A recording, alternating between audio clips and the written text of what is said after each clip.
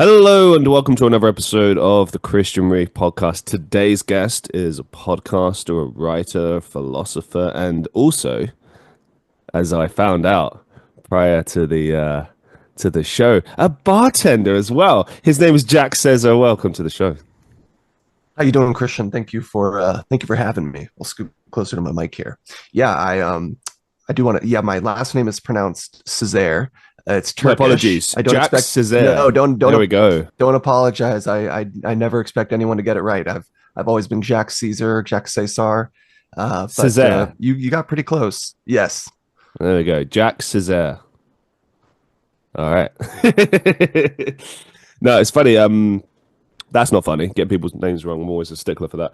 I'm just a bit out of sorts because when you mentioned in your email, oh yeah, sorry, buddy, I might be like not 100% because I was working the bar. I'm like, lol, I literally got in Yeah. at like 7 a.m. Uh, from being Oh. out drinking. Yeah. Oh I no. woke, No. I, Wait. wo- You did or me? I did. Oh my goodness. I woke Well, up. that's how I know. So I would That's have how I been know your, you're a smart man. Yeah, I would have been one of your. No, I'm a stupid man. What do you mean? I stayed out till 7 a.m. and I went to bed and I slept the day off and I woke up at like 2:20 or something because I knew I had this podcast today and I was like, right, we're gonna gauge it. When I wake up, that's when I'll know. Yeah, that determines it. Yeah. Yeah, and I was like, oh, we're good So because yeah, there you go. I'm hoping you're a good customer because last night we had 190 people. They were celebrating their graduation from Texas Women's University, and you would think, oh, Ooh. it's Texas Women's University. They're a graduating class. They're in the medical field. They're going to be very maintained. Absolutely, fucking not.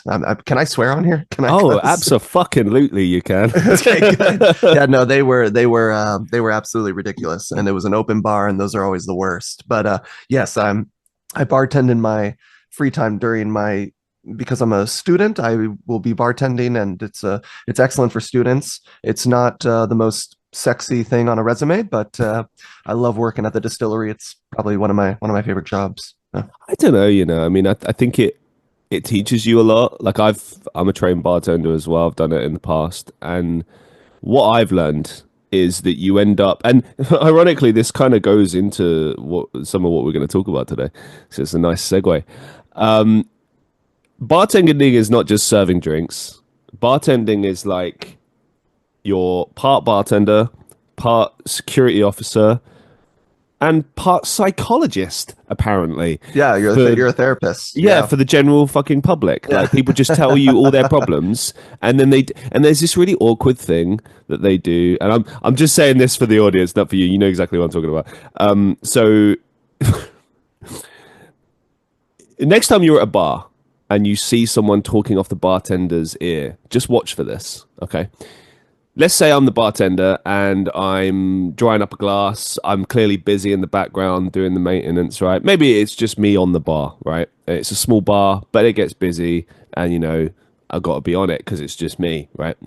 And there's that guy who's just talking and talking and talking and asking lots of questions and just being really, really just trying to engage the person like it's a fucking job interview or a heated discussion on a web forum. I don't know. And you're kind of like, it's a customer, it's a regular. You've got to be polite and acknowledge Mhm. them and have conversation. But I also need to do my fucking job. Yes. So just like, can you not? Can you just back Yeah. off a little? Uh, You try to do the subtle messaging by slowly stepping back out of the bar mm, to go back and get something, but they'll talk to you all the way till you get to the door, yeah. and they will continue to. Yeah. Or even better example, right? So if you're a regular at a bar, you're always going to get served, right? Um, and it's I don't know, you kind of take a side seat because you get like sometimes you get freebies, sometimes you get discounts, sometimes you get a good conversation. The bar staff, you might go out with them sometimes, etc. Right? It depends, but like that's generally the deal. But you get taken care of. Now, if there's new people in or people that don't regularly come in, they're prioritized. And it Yes. might sound unfair, but it's not like in a mean way. It's just that like you want these people to return. You know the regulars are going to return. I always say if you're a regular, you're going to get worse service. Yeah, I say it kind jokingly, of. but Yeah, but it's kind of true though, and I've noticed it. And I never take it personally. I just get it because yeah, they know they can rely on you coming back, and they'll take care of yeah, you in other ways, right? But yeah, yeah. you might have to wait a little bit longer. Yeah, I'm very lucky. I work at a distillery, and so I'm a big gin guy, and so we I love working at the gin distillery. But the people that come to the gin distillery bar are usually a little bit more maintained. We do events, and then we do our day-to-day operations. Last night Oh we my had an god, event which was miserable, but the day-to-day operations are great. that was what I wanted to ask you actually, because this is Yeah, interesting because you see it at Christmas as well. If you're a bartender, around Christmas time, you get all these people that don't normally come out drinking, like all these yeah, office types, and they come out and they hmm get fucked like yeah, crazy. Like in Japan, it's a thing. The old guys in their mid 50s or whatever are just like you often see them like business attire, like really smart businessmen will just be like fucked on a street corner somewhere, and it's seen as normal, and then people just leave like water, little gift aids for them, and like it's and like obviously it's bad that they're lying there like that, but like it's not a regular occurrence. It's just that yeah. and that was what I wanted to ask you about this group. Like, could you tell from the offset, like, oh, these people don't normally drink, this is going to be bad? 100%. Yeah. Yeah. I mean, after you do enough events, you can begin to gauge it. I thought because it was Texas Women's University, it was going to be all women, and but no, they all brought Classy. dates, and so I don't think people understand the type of personality that the college guy who hasn't been laid in a couple weeks, Oh, the type of personality he takes on in front of women in the skirts with an open bar. The person, it's a horrible personality, and it is the worst thing to serve. And I always like a cash bar. I might get less tips, but at a cash bar it's more manageable, and people, they have to pay for their drinks, so it's a little different. At an open bar, what you're doing is when you go to an open bar, you say, okay, each drink is typically 12, $15, whatever. The more drinks I drink, I can factor that into, that's how much money I save in the bank account, which is not a true formula because you would never get that many drinks. So it becomes a competition that people set for themselves. You know, I tried telling people I haven't, I love gin. I love it. But why? It's but disgusting. everyone says it's disgusting. It's Fucking disgusting. least consumed liquor, but I'm a gin guy. Hey, fair enough, man. But You like what you like. I hate being drunk though. I hate Mm. being drunk. And so I'm always just drinking enough gin just to enjoy myself. But some people, it's I don't understand it. Maybe I used to understand it, but I these groups, especially when it's co-ed, when it's boys and girls, and it's an open bar, it's a recipe for disaster. But yeah, that's that's pretty much it. I mean, but day to day, it's a gin distillery, and we're it's a very nice customer base. It reminds me of that old, I don't know what it was. It's like a small interview or something. But Charles Bukowski, the poet, was asked about the death of someone. I can't remember. It was maybe like a famous writer or something like that. And he joked, "Oh, like this guy's not even a proper fucking drunk. Like he choked on his vomit. Everyone knows you got to like roll to the side and da da da da da." And but it like I know it sounds bad, but like it does make you think. Like if you never go out drinking, right? And now suddenly you're out drinking, you're like, "Oh, this is fun. We're gonna get slush. We're gonna get fucked." And it's like you don't understand. Like there's levels to this. Firstly, tolerance. Secondly, because in the UK and the States, we have the same problem where we don't pace ourselves properly and we don't eat properly. So Yeah. instead of like other countries, like say Russia or Poland or like these European countries where they eat as they go, Mhm. which is great. Like they have like the alcohol is pure, which is number one. Like because not many people know this, but if it's like commercially produced alcohol, beers, whatever, often the quality is not very good, so that affects you. But Of then course. there's also the issue of like how things are poured and stuff. If it's beers, you're a bit safer with spirits, but then people go crazy with spirits, not thinking. And then the other element is of course the food, and then the final element I feel is this mentality of oh, let's go and get fucked, right? Yeah, I've never understood that. Right. And like when I was like 13, sure, because great, Yeah, yeah. yeah. But then you Mhm. grow up and you realize like, oh, alcohol's really bad, and oh shit, like this person's an alcoholic, and look how it ruined their life, and and look, Yeah, absolutely. not throwing stones here. I've had my issues with alcohol. Mhm. You know what I mean? Like, so I don't shit on Yeah, anyone that has a problem, but what I will say to anyone that does, you got to take responsibility and you got to be disciplined about it and you got to recognize you have a problem and take a step back. So like when I stayed out yeah. last night till 7 a.m., guess what? I was not fucked up. Hmm. I counted how many beers I had. I had about 4 or 5, if that. Yeah. Taste it. The only bad decision I made was peer pressure of downing a Guinness, which I regretted that instantly. Oh no, those are miserable. Those are miserable. Yeah, and I like I mean, was like, well, you're that in was the stupid. you're in the UK, so I would assume they're maybe better than the fake Guinnesses we have here. But I'm still not a Guinness guy. Well, have you heard the expression, it's in the water, famous Irish expression? Yeah. Yes. Yes. So where that comes from is Guinness and this idea that like, Uh, and it applies to all kind that's of beer. hilarious. It's all Yeah. beer. It's so like wherever Yes. the solution is like sent out to, whatever the local water is will affect it. Yeah. So That would make sense. I had Budweiser years ago in Dublin, and Oh. Budweiser is it's notoriously like the American one is notoriously shit and weak and Oh, stuff. maybe it tasted better at your It location. did in Dublin, in Ireland. It did because the water's really good. And Guinness, if you go down south, shit. If you come up north, because I live in Manchester, it tastes really good, pretty good. The water's better, so Yeah. it's one of Yeah. those. Well, I know we were gonna one, I wanted to tell you I don't have a time frame, so I'm here as long as you want. But two, Hmm. I understand we were gonna get to bigger topics, but I will What do you mean? try. Well, Well, no, you said no, drinking and bartending what is not big and what entertaining topics.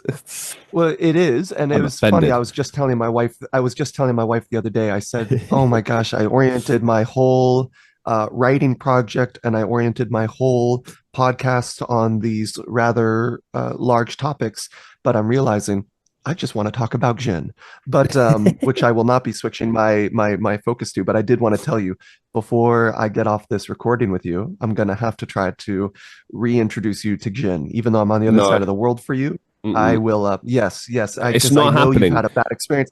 I know you hate the pininess, the Christmas tree smell. I understand. bro. Okay, Gin is let the me. most elegant spirit. It's the best thing you can, other than vodka, which is a shit spirit. Gin is so. It's the most elegant thing you can drink. Okay, real talk.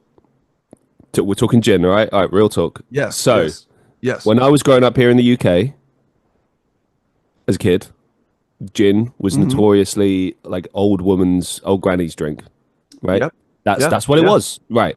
And then Yeah. maybe Yeah. like what are we in 2025 now? So like about 15 years ago, maybe a bit more, I was at university. No, it wasn't fucking university. What am I on about?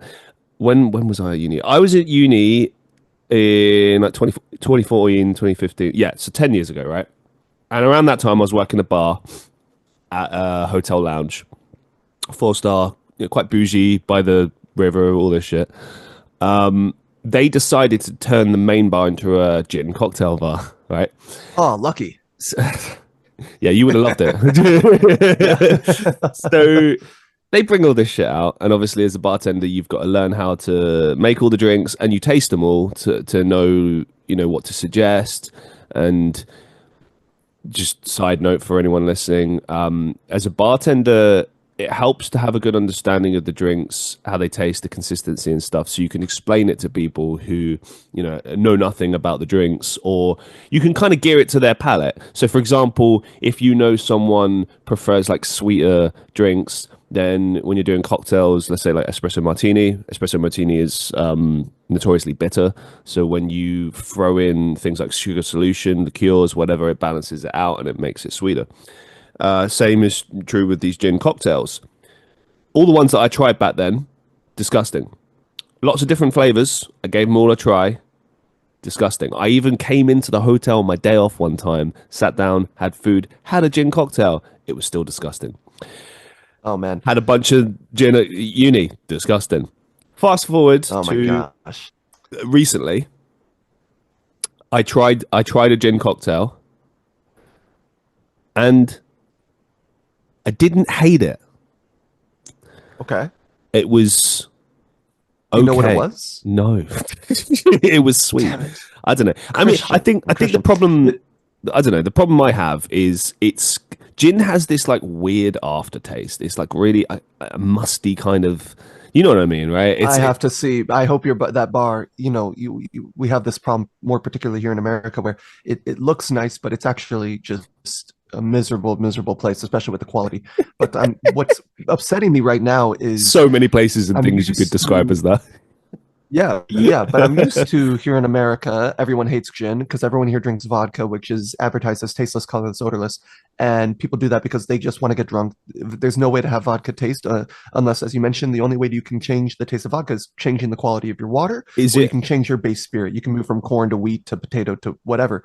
But I'm used to everyone here hating gin. But I always tell people, yeah, I understand gin's very much hated here, but you go overseas and they drink it like it's water there. But now you're overseas, and I understand in Europe, in the EU, the gin regulations and the laws around what you're allowed to put on your gin label, London Dry, Premium, Old Tom, Jennifer, whatever you're going to put on your label, is very strictly regulated in the EU. In America, there's no regulation. You can put cat urine with some ethanol and put Premium London Dry.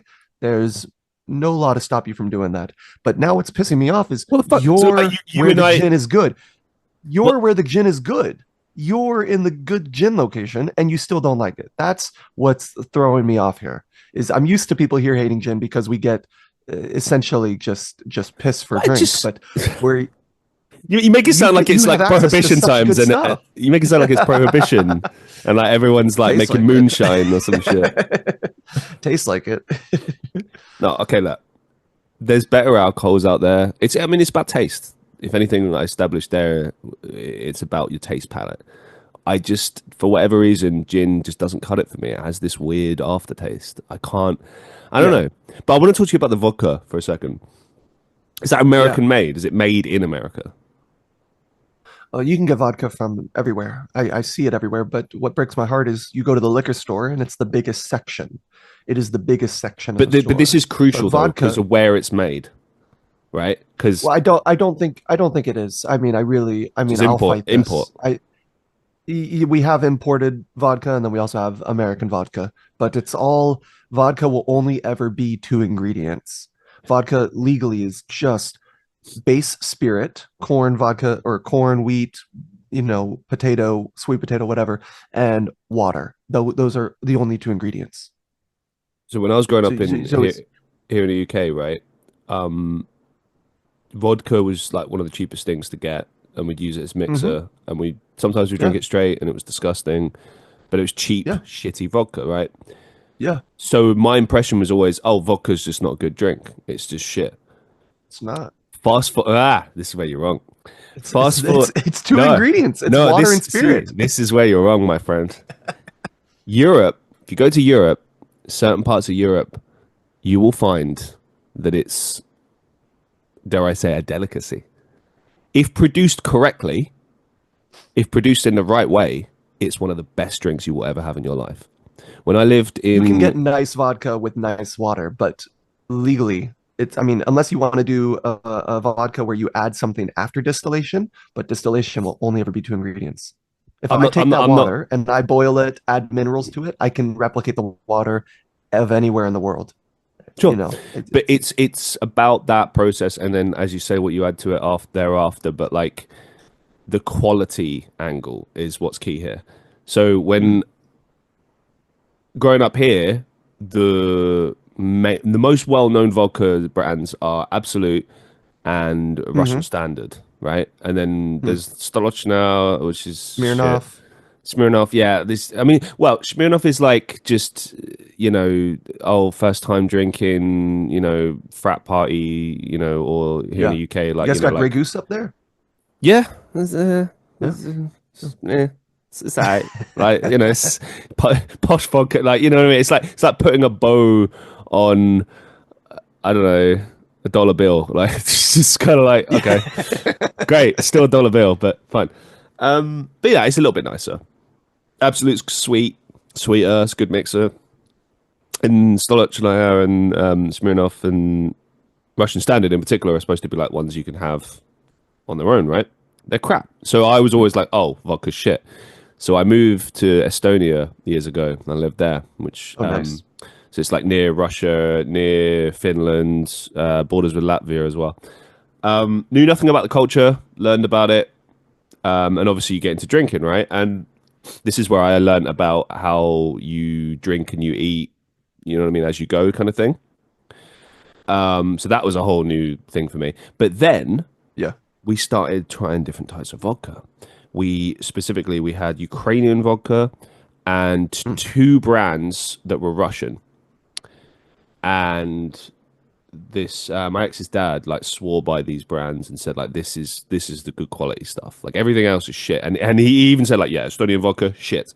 Finnish vodka, Mhm. shit. All these other brands, crap. This is the stuff you want. And honestly, never once had a headache, never once had a hangover. It was like milk honey. It was that well produced. Yeah. And it just changed my mind. I don't know. Like it just completely Well, changed me. I do think you can get nicer vodkas. You can get a nicer vodka, um, where someone cares about what they're making. Mm. You can get nicer versions of it. It's just because, and I don't know if you know this, but gin is essentially vodka with juniper berries added. Mm. Once you it's the same distillation process, it's the same science, it's the exact same, everything is exactly the same, all the ingredients are the same, it's just in the distillation. Once you add juniper berries into that copper still where you're making your vodka, it is now legally gin. From juniper, once you get juniper, that's the only legal requirement. From there, add whatever botanicals you want. And so there's never, because vodka is always a basically just gin minus what I love, the botanicals. It's always just gin minus botanicals. I always say, anytime I'm drinking a vodka drink, I'm always thinking in the back of my mind, this would taste better with gin. This would taste better. But I always tell people my job as a bartender is not to give you what's good. It's not to give you what I like. It's to give you what you like. Um, and you know, Oh my god. I but I also drink American vodka. I mean, I don't drink vodka, but I've only had American vodka. I mean, I'm pretty sure if I had the vodka you're talking about, I would probably maybe I would find a place in my heart for it somewhere. You've hit the nail on the head there when it comes to bartending, right? And I've had Yeah. this issue over the years, right, where story it instantly comes to mind. So same bar that I mentioned earlier. I was working that bar. Um, we had like a bunch of like posh whiskeys, quite nice stuff, like Hmm. like Yeah. aged stuff. Not too expensive, but like some of it was like £70 a bottle. It's kind of like mid tier, but it was decent. But you drink it straight. That's Yeah. crucial. It's not Yeah. fucking Jack Daniels, right? Yeah. So you drink it straight. And we had nice But glasses for people order it that. with a Coke. This server comes over and she's like, yeah, he wants a double whiskey. I was like, great. And he's like, on the rocks. I was like, sorry? And don't get me wrong, that's a very common request. However, this is a very nice whiskey. So I Mm. just looked at the order and I was like, no, no, no, no, go back and ask again. Because I was like, there's no way. There's no way. There's no way that this person wants it in this way. There must be a mistake. Right. Hmm. Maybe I was being a bit of a twat in the moment, but I was just thinking, there's no way. They came back and the server was like, no, they asked very specifically, this is what they want. And I was looking at her and she was looking at me and we both just like, I was like, all right. Now, why do we not put ice in whiskey? Tell me, Jack, why do Well, we not? a lot of people would say the dilution. Right. And But I'm going to counter and I would say, no, I drink my dark liquors every now and then, but I see, and again, I'm a gin guy. I'm not really in the dark liquor world, but when I see dark the liquor world. super props, the connoisseurs who are big on their whiskey, I see even the most elevated ones. Now, I'm not saying this is what the customer was thinking, but people they buy pipettes, they buy intentionally for whiskey and they're whiskey drinking, they'll buy a pipette, which will drop 2 drops of water into their whiskey. And it's not to dilute it, though Hmm. obviously Yeah, yeah, dilution, I yeah, mean, yeah. technically it happens, but they do that because, and I'm not going to speak out of my ass here, but there is a reaction that Mhm. happens to that whiskey and that water. There is a reaction, and this is something to ask a person that drinks more dark liquors about. But yeah, there is a reaction that happens when you put a drop or two in a 2 ounce pour of whiskey. I'm not saying what that customer did. I prefer things neat. I don't prefer my liquors over ice. But it also depends on the ice you guys used. I mean, we're using like small ice or big chunks of ice. Big That makes a chunks. huge difference. Yeah. Okay, good. Yeah, But I but would. I mean, if I got that order, I'd be like, he knows what he's. I think maybe he knows. no, because they just wanted to load up the glass.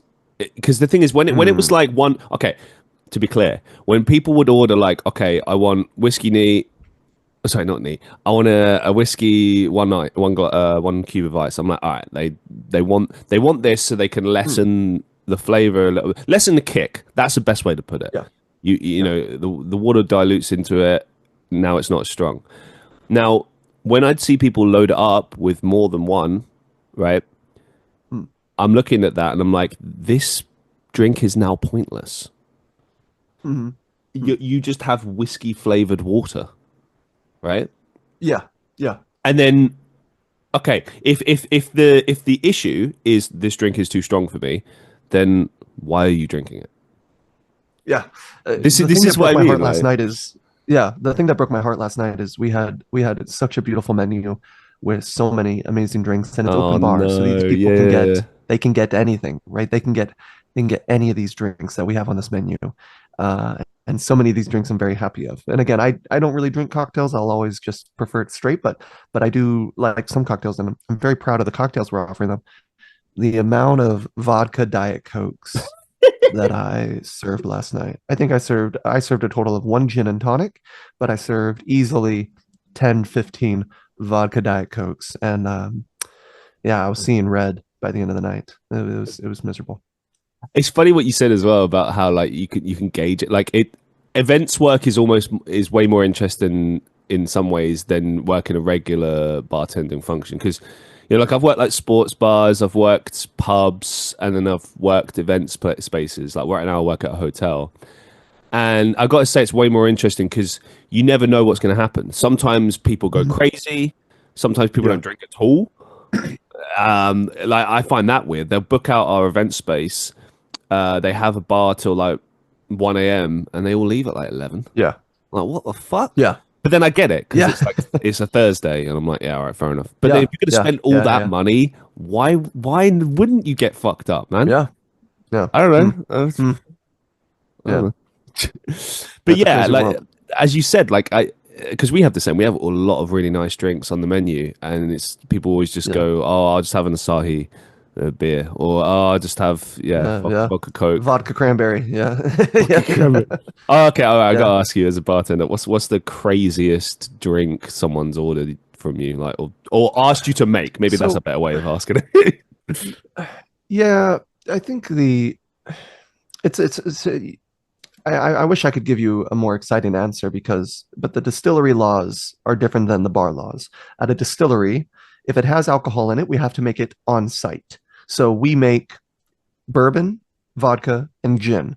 So that drastically changes our operations because if the thing we're pouring has alcohol, we have to make it on site. So we can't even offer a regular martini. We have because we don't make a vermouth, right? That's an aged Oh, wine. right, okay, yeah. And we can't make a Negroni because we don't make Campari. We can't make a last word because we don't make chartreuse, right? And we don't have we don't have triple sec, right? We don't have So what Cointreau. the We fuck don't have can you make me, Jack? yeah. So I mean, one of my Make me a I mean, fucking so drink. well, I want to answer the first the drink that the craziest drink. It's not crazy to what people will hear, but to me and my beliefs and what I think is amazing and what I think is good and will make someone happy. I really do think the vodka cranberry, the vodka Red Bull, and the vodka Diet Coke are the most schizophrenic, insane, put these people in a padded room drinks I've ever heard, especially when there's other options. So it's not the answer you were looking for. You were looking for like some like 20 ingredient drink, but no, the No, worst drink order I've ever gotten is the vodka Diet Coke, the vodka cranberry, the vodka Red Bull. I guess what I was looking for was more like just a weird combination. But Yeah, put a thread in I that for a think those are sec. the weirdest. I want to return to that, but I was saying like Yeah. mine was, oh god, it was cranberry juice with, oh, what's that liqueur? You know the one where you put it in with something else and it tastes like Coca Cola. Oh, I Kahlua, can't Kahlua, think of it. Yeah, Kahlua. yeah, yeah, yeah, yeah, There's yeah, yeah, Kahlua yeah, and yeah. cranberry Kahlua. juice, and I was like, "Are you sure?" And they were like, That's "Yeah." wild. Yeah, And I that's was like, wild. "Because like cranberry's already pretty sweet." So, and I put it Yeah, together and I tasted it. I It was, wouldn't think those two go together. Oh wow. it's like it's Yeah, it's like ice. a it's an earthy with a tart. That's strange. Yeah, Yeah, it's weird. It's just like yeah, putting a hat yeah, on a hat, yeah. but you know. But yeah, Mhm. you're right. Like vodka, Red Bull. I mean, look, you're gonna be wired anyway. Red Bull is energy. I mean, the last time, okay, last time I had a vodka Red Bull was I do a open mic every Wednesday, right? Where Uh-huh. I do all the sound for it with my co-host. Um, I play as well, promote my music. Just you put the night on basically every Wednesday, right? And as we're doing it, we're getting drinks. I get free drinks. Woo, let's fucking go. But this particular day, I don't know what the issue was. I think I hadn't slept properly. Yeah, that's it. I hadn't slept at all. I was fucked, and I'd already been at work. Yeah. And I'm like, well, I don't want to let them down. I'm going to be there, and got no energy. So when my friend Kaisha comes up to me and she was like, "What do you want to drink?" I'm like, I'm thinking like they don't do coffee. I was like vodka Red Bull, and I was thinking in my head like, "Are you Oh, insane?" And I'm thinking it'll give me energy, and it did. It gave me a kick, and then after that I was fine. But it's just an insane drink. It really is, yeah, as you said. yeah. Is It's a schizophrenic drink. yeah, Absolutely. it's like the steroids of drinks. Like, Yeah, yeah. but I don't know, man. Without sounding like a total twat, I think it's the type of drinks for people that like don't really know much about drinking and alcohol and like for example Yeah. and I think it the reason I say that is I think it's important to understand the effects of alcohol in general and also on you.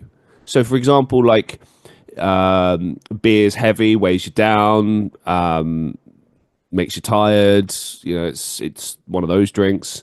So if you drink like 10, you know, you're gonna have shits and pissing a lot, and it's gonna be quite heavy on you. You're just gonna sit on your stomachs. If you're out on the dance floor and you're 10 beers deep, it's gonna wash away. You know, it's like Yeah. it's a lot. It's a lot, and I don't think that people always think about this. And I've told this story before, but there's a YouTube video out there somewhere where this guy perfectly sums up what alcohol does to your system, and it gives you like the whole breakdown of what the World Health Organization says, and like we all know that alcohol Hmm. is a poison, it's not good for you, blah blah blah. Yeah. Yeah. But Yeah. so obviously, what happens is the alcohol gets filtered through your liver, right? Which is why, and you know, that's why it comes out in the way that it does. That's why you pee a lot. You know, it's trying to get the poison out of your system. Great, body works, fantastic. Now, when you get drunk, essentially what has happened there is, and this is the way this guy explained it, you are bum rushing your organs. You're essentially like, it's like, best way I can explain it is like, imagine I've got this cup, right? And I just keep filling it with water to the point where it's overflowing, right? And that's what you're doing. That's what you're doing Yeah, to your yeah, body. that makes sense. That's why I've never woken up with a hangover and thought, yeah, that was good. Let's do that again. Let's do I've that never been again. drunk and thought there's never been a moment where I'm drunk and I thought, this is great. I want to do this more often. I've never had that. What Maybe I alcohol? mean when I was in high school, I thought it was badass, but now I'm like, this sucks. What alcohol gave you your worst hangover? Oh, oh man. I think it was just really you know what it was? It was beer. It was beer. I mean, Mm. I drink a little bit of beer here and there. I'll drink certain beers. My one of my friends from high school, he was getting married. This is last year. Went to his wedding. He had an open bar, and I'm again with me and alcohol. My rule is with alcohol is because it's poisoning me, I have to love it or I won't drink it. Right? Why would I drink something I don't love that's going to destroy me? Um, And so, but they had pilsners. I generally like a pilsner. And I think I had, oh my gosh, maybe 9 of these pilsners. Ugh. Um, and then yeah, I woke up In with another my wife country. the next then yeah, no, yeah, the next day in the hotel room I woke up, I stared at her, and then I just went to the bathroom, and it was the screaming vomits where you're screaming while you're vomiting. It was those. Yeah, it was Screaming. What do you mean? yeah, when you're like yelling as you're throwing up. See, you haven't been that drunk, Christian. You haven't been Oh hungover no, I until you're like have. yelling as you're throwing up. Like projecting? What? Yeah, yeah, pretty much. Yeah, it was like the worst. And so and migraines are the way to kill me. I mean, you can Oh cut my off my god, yeah. arms as long as I don't have a headache, I'm fine. But you give me a slight headache and I'm out for the day. And yeah, that was rough. So that was probably my worst. But I'll still drink a pilsner. It didn't give me I'm not people sometimes they have a bad experience on an alcohol, especially gin, and they say, "Oh, I can never go back to that. It gave me this one experience." No, I'll still drink a pilsner. I think it depends. Like for me, like I don't touch rum. Yeah, it's the only It's too alcohol. sweet for me, It's the but yeah. only alcohol that makes me black out. You said screaming. Really? Huh. Yeah, yeah, yeah. Yeah. It turns me into it's like a demon thing. Yeah. I'm not Christian anymore. I'm just gone. Yeah. So I just said to myself after the last time I got fucked up, and I was like, right, never again. I will never touch rum again. Yeah. And I stick to it. But yeah, worst hangover for me, red wine. Oh my God. Oh man. Yeah, So wine drunk is a bad. different drunk. Wine Yeah. drunk is I can understand now why like the Romans and shit had such issues with it because Yeah. you feel like you want to die. Like you actually welcome death. You're like, if death will take me right now, I will gladly welcome it because I do not Which is want weird to because feel you this also feel pain. like you're better than everyone else. The wine drunks, they're part of a higher society. They look at the liquor and the beer drunks and they go, "Ooh, y'all are so trashy. Y'all are so degenerate, drinking your poison. We drink this healthy, iron-rich red wine." And yeah, the wine drunks are a demographic that make me question equal rights. I don't think they should get equal rights. I don't think wine drunks. I don't think they're No equal rights for people. No, not wine at all. drinkers. No, yeah, no. Take away their voting rights. It hits you differently. I think with wine, Yeah, what I've noticed is you don't pay attention as much to how much you've drunk. I don't know if it's just yeah. me, It's but slower. do you know what I mean? It's like like whenever I see my stepmom, we always end up drinking wine and just having a good old girls chat, right? And I'll polish off a couple of bottles and I'll be like, "Fuck me, man! Like what?" Because you don't think Yeah, about it. You're just talking, drinking, it's great, and then you're like, "Oh shit!" yeah, And then you wake up the next day and you're like, "Oh, that was the worst decision of my life." yeah, yeah, And, but what can you do? I mean, yeah. other than just trying to get ahead of it and just be on top of it. I think that's hmm key. Like I'm Drink more your disciplined. fluids. Well, yeah, that too. I don't think that really works though. I think it's better to just pace yourself and eat well. Yeah, But yeah. yeah, I don't know. Maybe not drink 2 bottles in a session as well. Yeah, that's a good place to start. It's also expensive. Yeah, why? Why is it so? I guess it's because it's I mean, this is the aging component. I mean, with wine, I mean, I'm not a wine guy, but with wine, it's there's so much that goes into it. So there's a little bit of dilution, so you gotta have good water quality. The barrel, usually barrels can be pretty pricey, and the wood you use can be, a lot of wine manufacturers will get a fancy imported barrel. Unless you're doing a Pinot Noir, it can go in a steel, sort of a canister. But there's an aging component. This is why you get whiskeys, people in the whiskey, things in the whiskey family that are more pricey. Um, you should never be paying way too much for gin because there's no aging component. It's really just water, ethanol, and then your botanicals. With whiskey and with wine and things like this, anything that has an aging component has a tendency to find higher price points. And so you can, I mean, obviously, the more you age it, with wine in particular, it might not be the age of the wine, but rather the year that it's made, because different years yield different quality harvests. And so people might look back at like a 2016 and might, I'm not in the wine community, but maybe 2016 was a particularly good year for grape harvests, and then other years are particularly bad. And then also with vineyards, the ecosystem that the grapes are grown in matters uh, intensely, right? So you want to have healthy plants, a healthy ecosystem, healthy insects, healthy amount of biodiversity. The soil is very, very important to the wine drinker. Maybe not every wine drinker. I mean, again, some people just want to get drunk, but for the wine, for the bitchy wine person that's sipping and smelling and writing down all their notes, yeah, a lot of things matter. Yeah, so that's why it can get fairly pricey. How do you know so much about alcohol, man? Like other than Uh, your job? Do yeah. you are you looking to get Well, into that well, it's field or?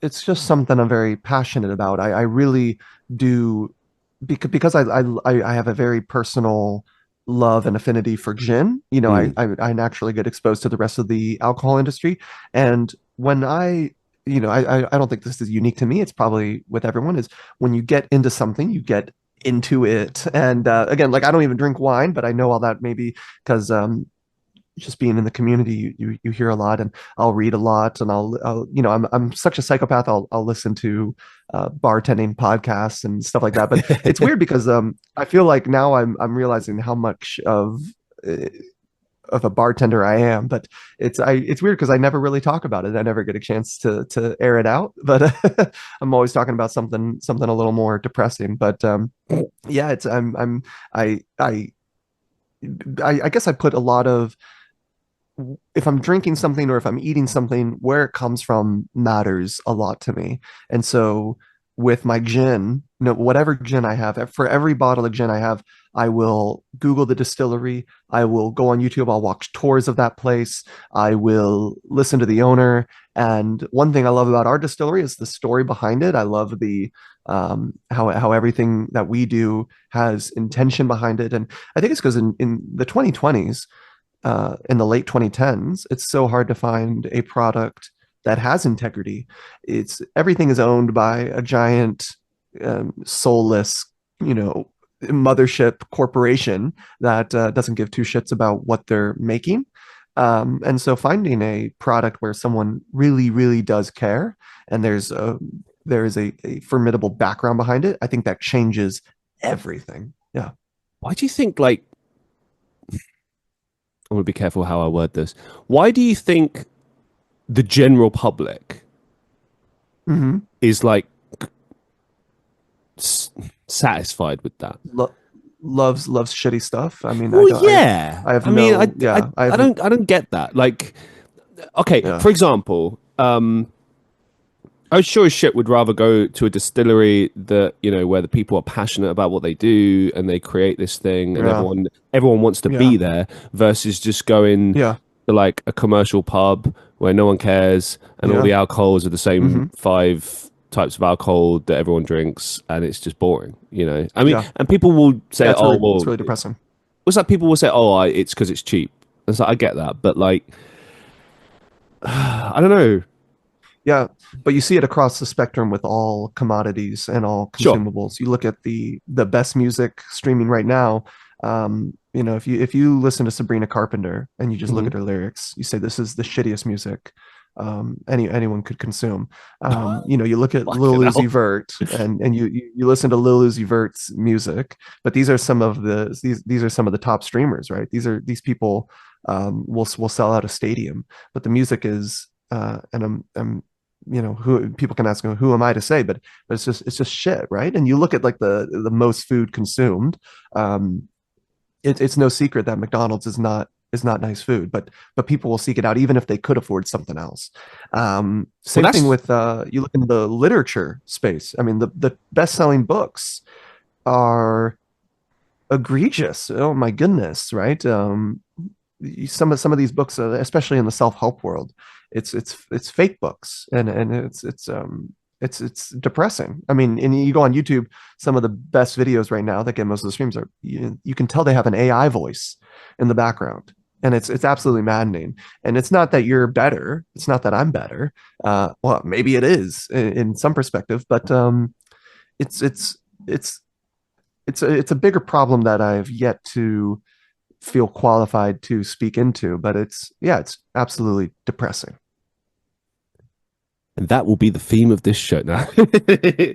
um, yeah, I mean, just to break down a little bit of what you said there, I notice it in everything. So I'll reintroduce myself to you. So Jack, I do acting, I do music, podcasts, content creation, bit of everything, like creatively speaking. And I see this all the time. Let's take music. I have an album coming out in like 6 days, right? And I was under no illusion that it would go anywhere. I post every day. I've been posting like 119 days in a row, trying to get more listeners. It's like scraping, clawing, trying to get anyone interested. I play regularly every week live. I play on live streams. I tell people about it. Friends Yeah. tell that other friends about it. Like I do everything that I can do, right? Yeah. I'm a struggling artist, broke as fuck, just trying to make ends meet. I've been doing podcasting now for 5 years. I've been doing Wow. right 300 episodes plus,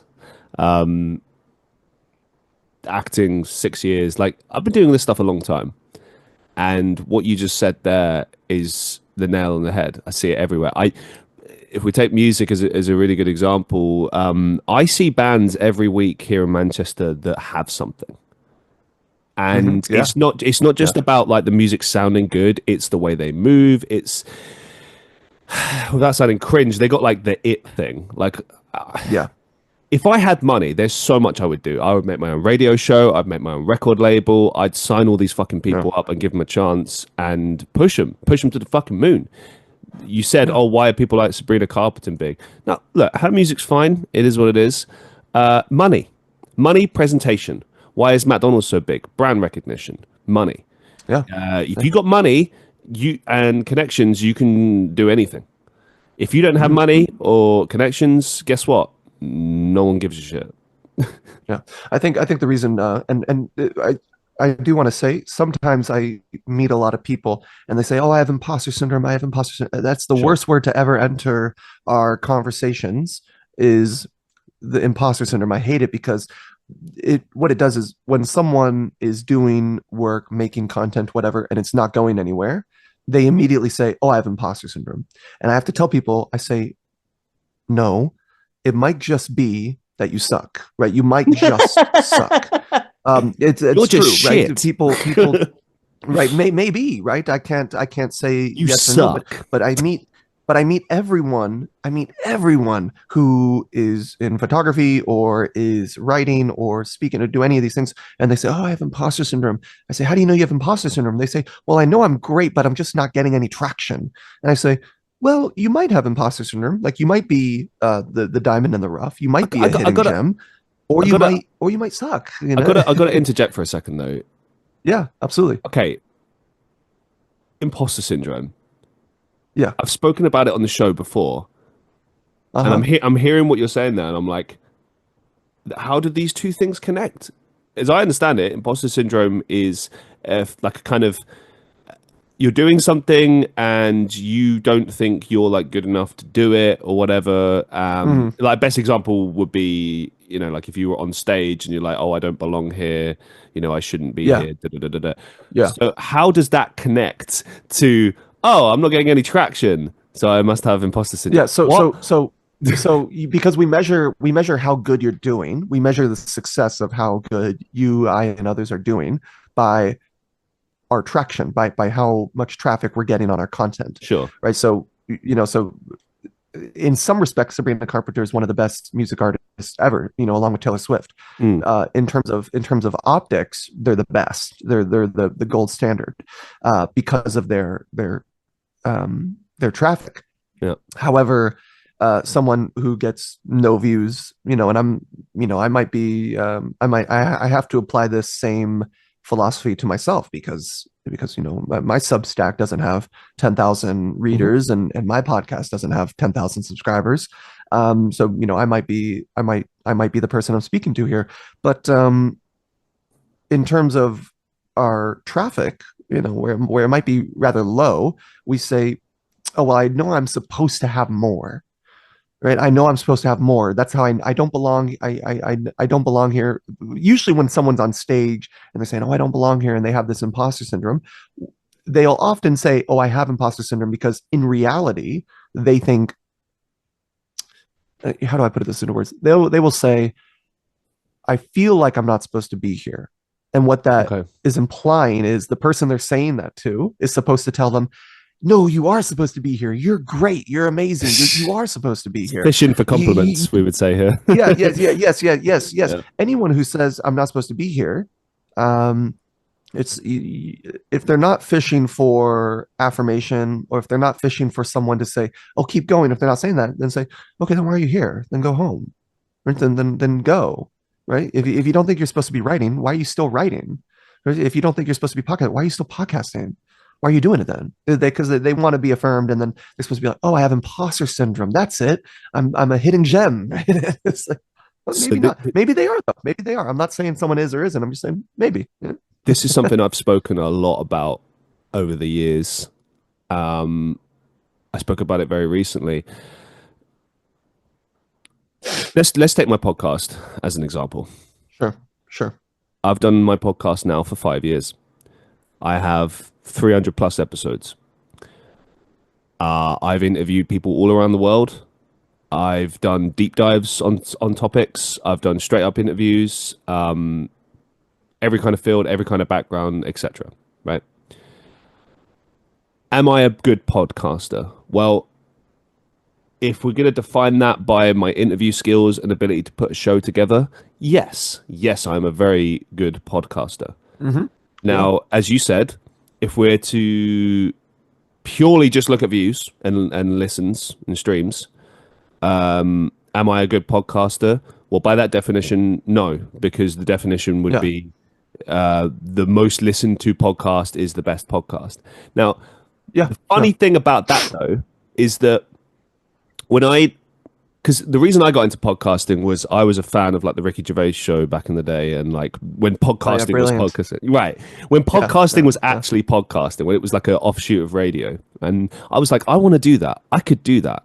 And then years later, the opportunity comes, and I just ran with it. And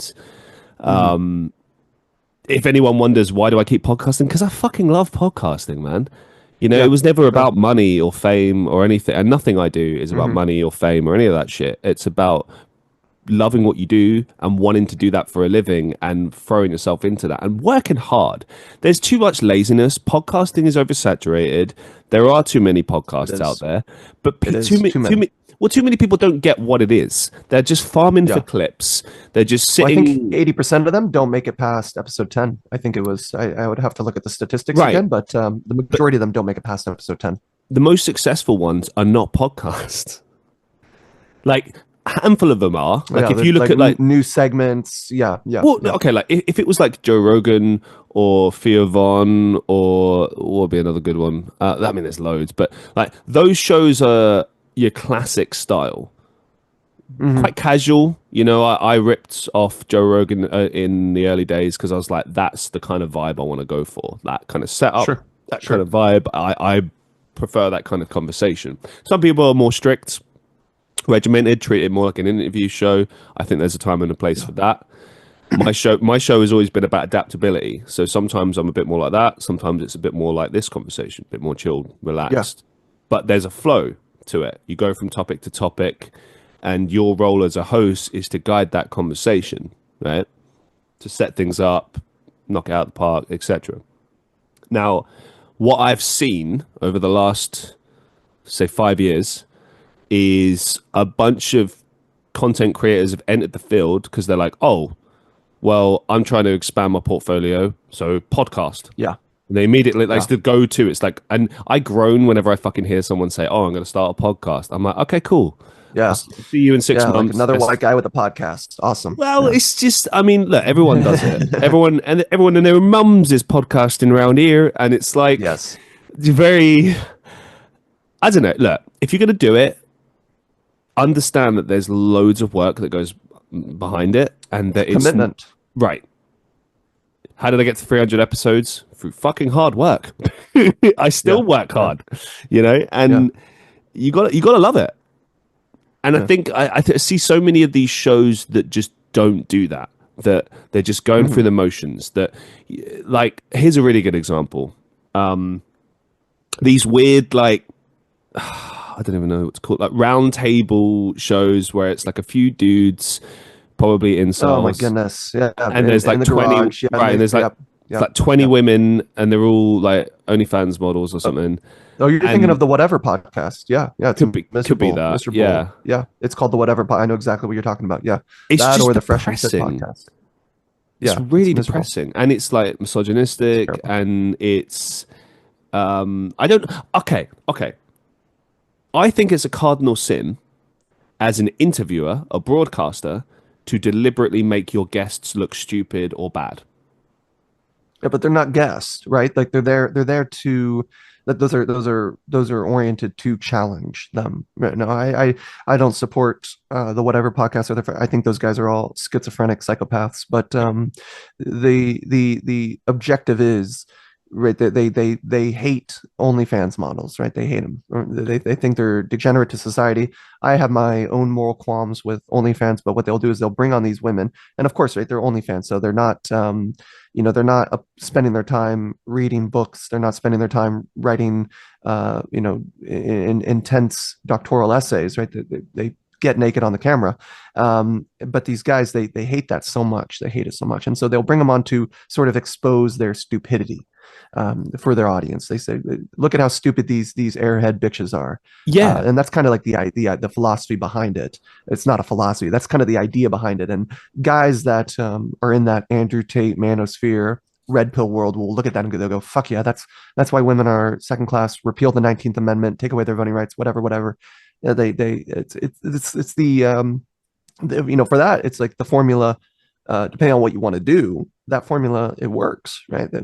People love that content because of course those women, they don't have their talking points down, right? They don't know the best way to count it. Sometimes I see it and I see a woman go on there and I get very impressed. I'm like, wow, yeah, good way to stick it to them. But yeah, that's a whole world that I have spent a stupid amount of time looking into. It's a So crazy world. the thing that irritates me though, like there was one recently, I don't know what the name of the show was, but it's like two guys and they sit on a couch and similar setup. They just like Mm, rip apart whoever the guest is. They had this guest on, I yeah. think her name's Becky something. She's very Mm, successful with OnlyFans. Also, not an idiot. And I don't think intelligence mm, is a marker point for that. I've had OnlyFans model on my show before. We had a fantastic conversation, mm, very nuanced conversation. Um, mm. whatever your view is on OnlyFans, for or against, Yeah. it doesn't matter. You're dealing with human beings, people, right? Yeah, With absolutely. motivations, thoughts, feelings, etc. I personally feel that if you have a show, a guest on your show, and you deliberately make them look bad, that makes you look bad. Doesn't matter what your guest is. Yes. Your guest could be like the biggest asshole on the planet, and you still look bad because as a broadcaster, as an interviewer, you should be there to challenge them. Like, okay, fine, your opinion is that you think OnlyFans models are degenerates. Okay, fine. So if you had this person on your show, why not use this as an opportunity to question them and have a Mm, debate, a discussion, and like the whole point of a debate. I know it's not yeah. debates anymore, but like the whole point originally is to try and win over the person. So your goal would be to win them over and to stop them from doing OnlyFans, Mm, right? mm. But they don't do that. They just sit there and mock their guest. And then, like the example I just gave, like the guest, she threw a pipe bomb and then walked off. And Yeah. everyone, including their own fans, was saying that's really disrespectful what you did. Yeah. You should be ashamed of yourselves. And they're like, "What do you mean? What do you mean?" It's like because you're not respectful. You're not respecting your guest. Yeah. You're Well, deliberately being rude and obnoxious, and you think you're sick. And it's like you're not. yeah. Well, what you said it makes them look bad. I would maybe agree.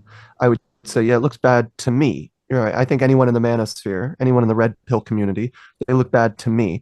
But to people in the manosphere, to people in the red pill community, it's based, right? It's epic, right? It used to be when we looked at, you're in the UK, but you still might, catch a glimpse of American politics every now and then. When Bill Clinton in the 90s, was caught getting a blowjob by Monica Lewinsky in the White House, right? We all, that guy stepped down. I mean, he that was the worst PR that president has ever gotten. I would call it sexual assault, but that was the worst thing, right? But Donald Trump brags about grabbing women by the pussy, and what what does half of America say? They say based, right? They say that, oh, that's epic, right? This is that's a man who's authoritative. That's a man who's going to say, call it how it is. Right? It's a good thing. It's a good optic for him. Right? It's awesome to that base. Right? So to Andrew Wilson or Sneeko or any of these guys in God, the I remember that manosphere, guy. Yeah. when we watch Andrew Tate say, it's natural for a man to have multiple women in his coterie. That's a good thing. You and I might go, ugh, that doesn't really fit well with our ethos. Of course not with us, but to people in that community, that's awesome. Right? That is badass. That is the coolest thing. That is the most manly you can be. That is what it means to be a man. Yeah. So it depends on the audience there. But you said something regarding debates, and it might not be what we're talking about. We can steer it that way if you want. But you mentioned it's to win over the other person. I spend a lot of my time arguing with people. I sometimes I seek out the arguments, Yeah. but in these stage debates where there's an audience, Mm. I would say the I would urge you to point to a time where you've seen a debate and the person changed their mind. You've never seen it. So You'll hardly see them concede a point. here's the thing. You are 1000% correct. But Mm-hmm. as I said, that's what debating should have been, what it is. Mm, But here's the thing, right? mm, mm-hmm. Classically, when you were at school and you learned debating was Yeah. exactly that. You debate the points for and against, and you Yep. try to defeat the other person's argument with your argument, right? And Yeah. hopefully win them over in the process.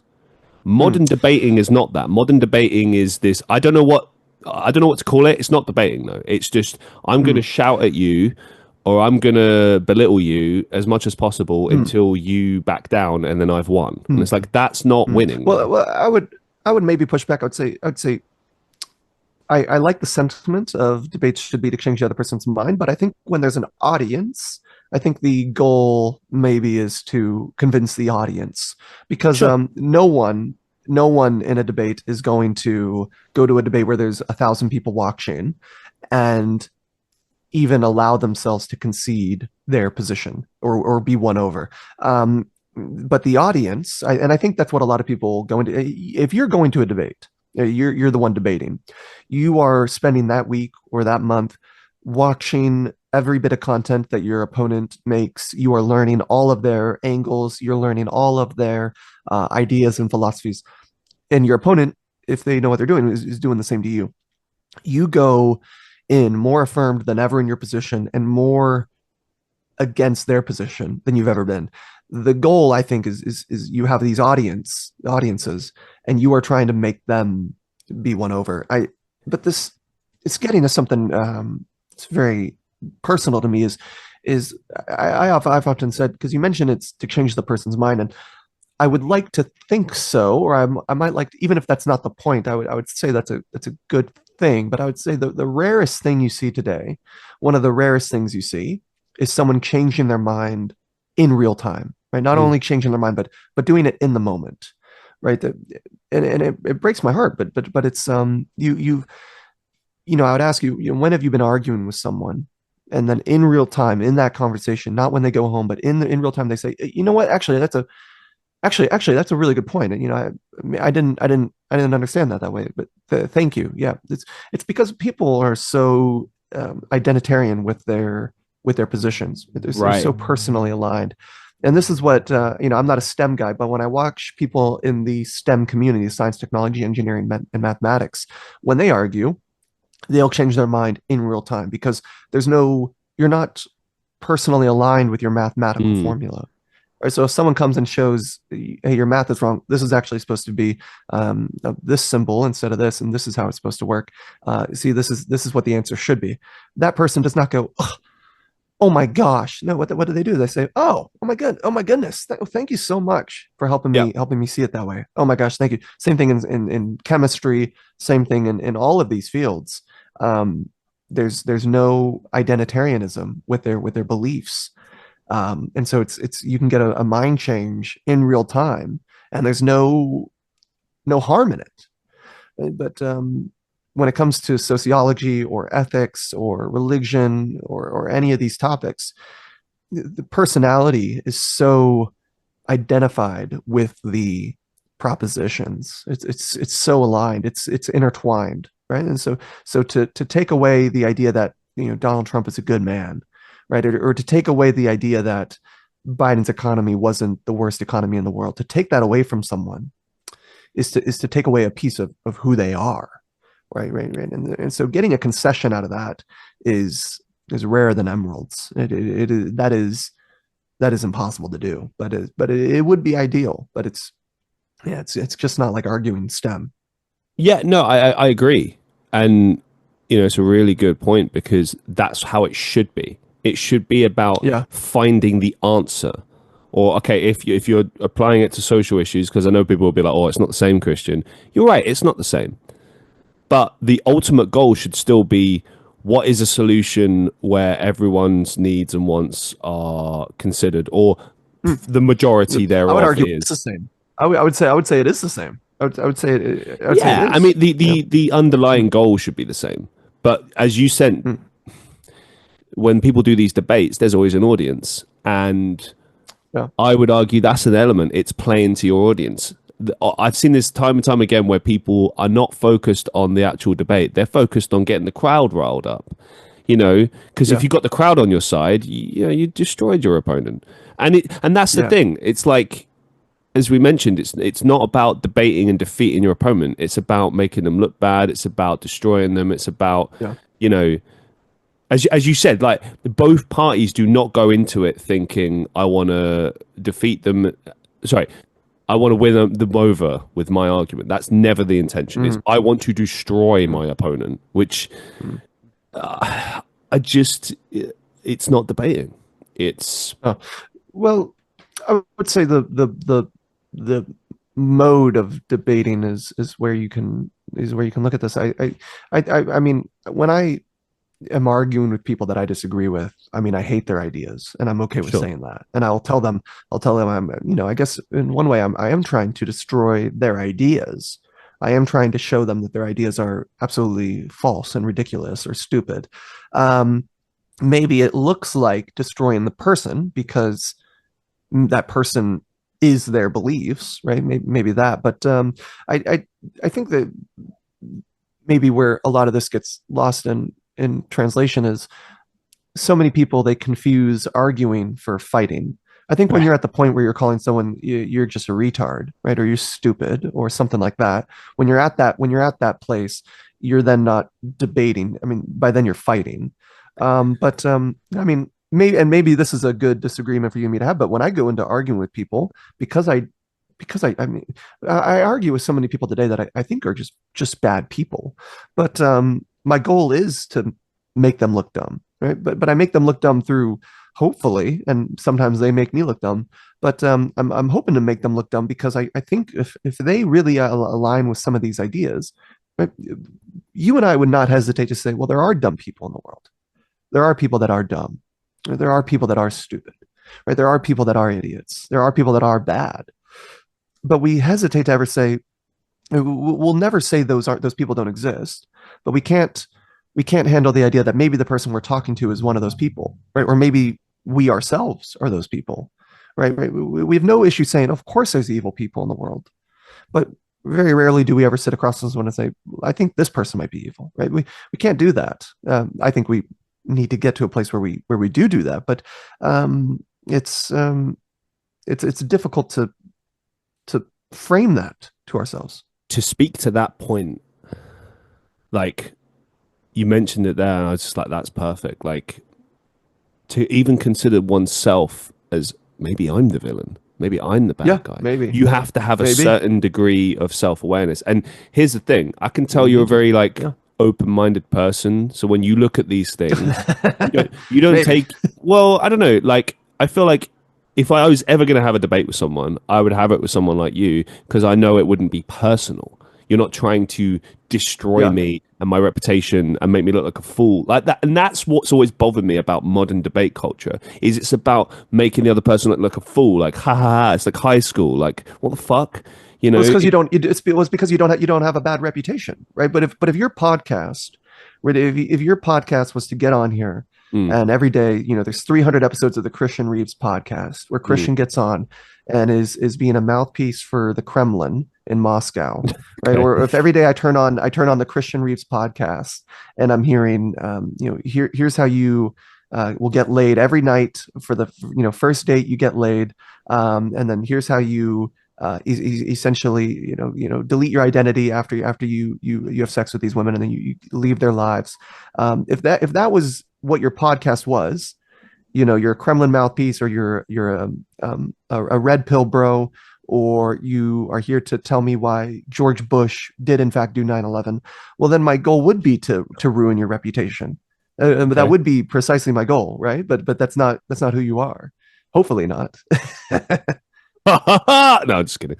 Maybe Um, maybe you're sitting there thinking, "Oh shit, oh this guy's an no. asshole." But No, I can't be racist and sexist and all the great things. Damn yeah, it, man.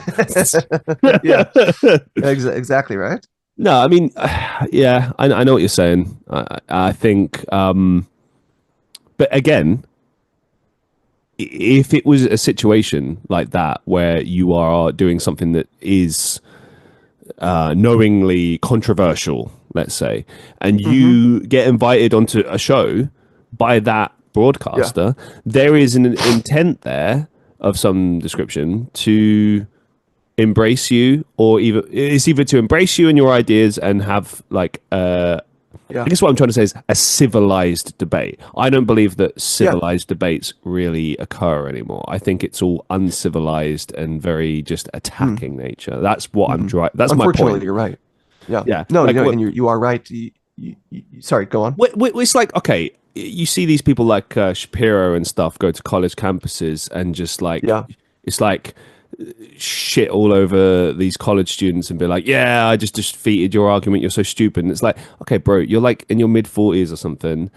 And this Hmm. is like a young college person who is learning. They're learning. They're like, Hmm. they're not like the master of all their ideas. Like they have a lot of ideas Mm, and they are the next generation. And it's good to yeah. debate the next generation as the previous Yeah. generation. But like there's nothing cool about that. Like, oh, you just made him look like a fool. Like, Yeah. what's cool about that? Yeah. It's like, to me that's the equivalent of like I'm playing football with some kids and I just scored like 20 goals. I'm the greatest footballer of all time. These kids are all shit. It's like, Yeah. what? They're kids. Like that's Well, I think ridiculous. well in your metaphor, you're saying it was like a pro football player versus a bunch of kids. But Yeah, when I I look know, I at know, Ben Shapiro I go know. My to my metaphor is a bit. It's a bit out. Like yeah, the point I'm trying I to don't, yeah, make because is I don't think Ben Shapiro is the pro here, but no, but I do interesting. understand. I do understand I understand what you're saying, and it's sad because I got really attracted to some of these older debates. You can go and you can watch people like Mm, Christopher Hitchens. That guy's from the UK. I would hope you know who he is. mhm. Amazing guy, but he would, they used to have these very formal debates where our universities here Yes. in America, we would the department of whatever the hell department it was would spend money and fly out two very popular people, very respected in their fields, and they would host a debate with a moderator on stage Right. in real time, and it was amazing. There's a few remnants of this still around today. You don't see the universities inviting the people anymore. Maybe Mm, it's because these you know these crowds of intolerant rascals will stand outside and bar the person from entry. Maybe that's why we don't have the debates anymore. But there's a channel called Modern Day Debates. They host. They try. They host these virtual debates. Every now and then you'll get a university that will still host one, but for the most part, you're right. They don't exist anymore. It's sad because I would watch these debates on YouTube, and the recording, I would change my mind while watching these debates. So they were effective because they worked on me. Right? I'm a testament to the value of these arguments, right, in these debates. But for the most part, you're right. But I would, I guess I'll say this one last thing on it is saying today there's a people need to understand the difference between lying and bullshitting, right? If you're lying, you care about the opinion of the person you're talking to. If I'm lying to you, if I've lied any point throughout this podcast, Christian, it's because I care about my optics in your You when you lied publish to this. I me? want to look good. Yeah, no, I haven't. But You've if I been did, lying, Jack? you How might dare catch you? one. But that's what lying is. It's still bad. You still should never do it.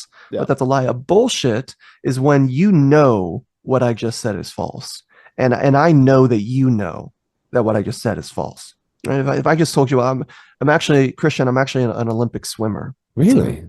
you just see, but you know I'm not, and I I know don't that know. I you don't know know that that. I'm not. You could be. Okay, well I'm not, right? But Okay. you know now you know that I know that I'm not, right? But these are bullshitting. This is bullshitting. It's when someone says something, they know the audience is not persuaded by it, but they'll say it anyways. And I'm worried that most of our online discourse is bullshitting. Is we know the person hearing what I'm saying. I know that I'm full of shit, but Well, I just just like don't trolling, care. I guess. Kind of.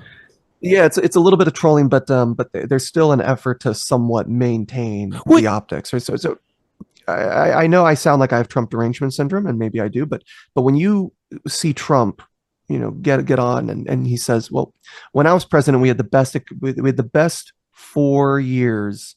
The economy was the best it's ever been in the history of America when I was president, 2016 to 2020. Well, this is actually the amazing thing about this is we can just Google it. I mean, we can just Yeah. Google the metrics, right? We can look at the deficit spending, right? We can look at, so we know he's lying, and he knows, Donald Trump, when he says that, he knows we can just Google that, right?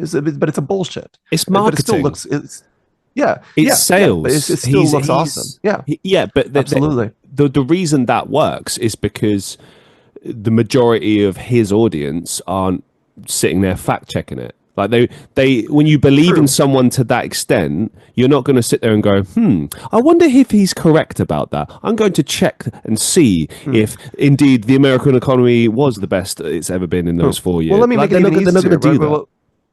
But it gets even easier, right? It gets even easier. Again, I don't know how in touch you are with American politics, but it gets even easier, right? Donald Trump in January, I watched him live. He said, Ashley Babbitt, who was one of our January 6th rioters.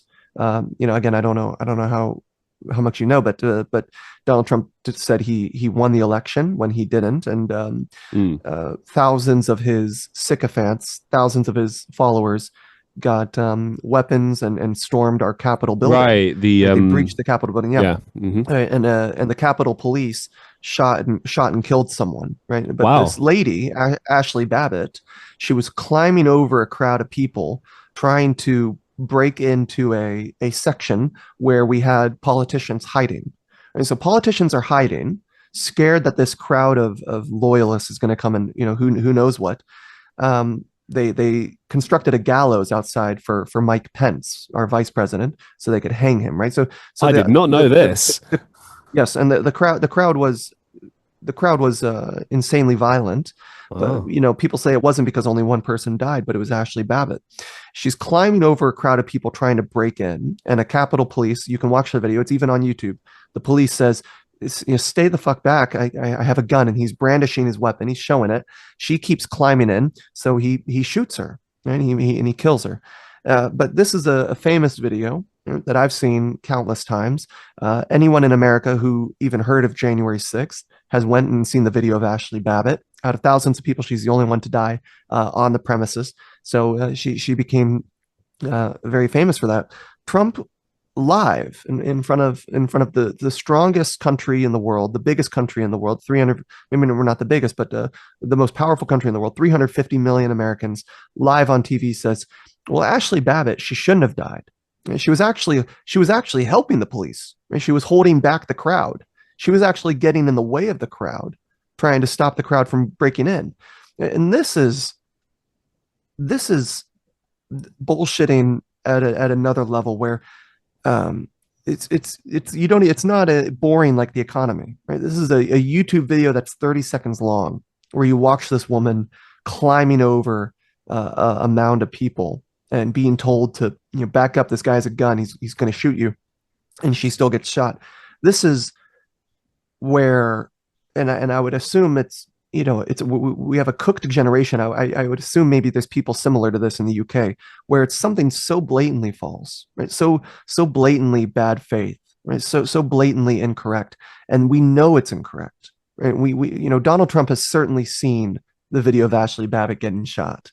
He's certainly seen that video, right? But yet he can get up on live TV, and we get to lie with impunity now, right? And that's I think what's wrong with a lot of our debate is we will rehearse our scripts that we're not even familiar with.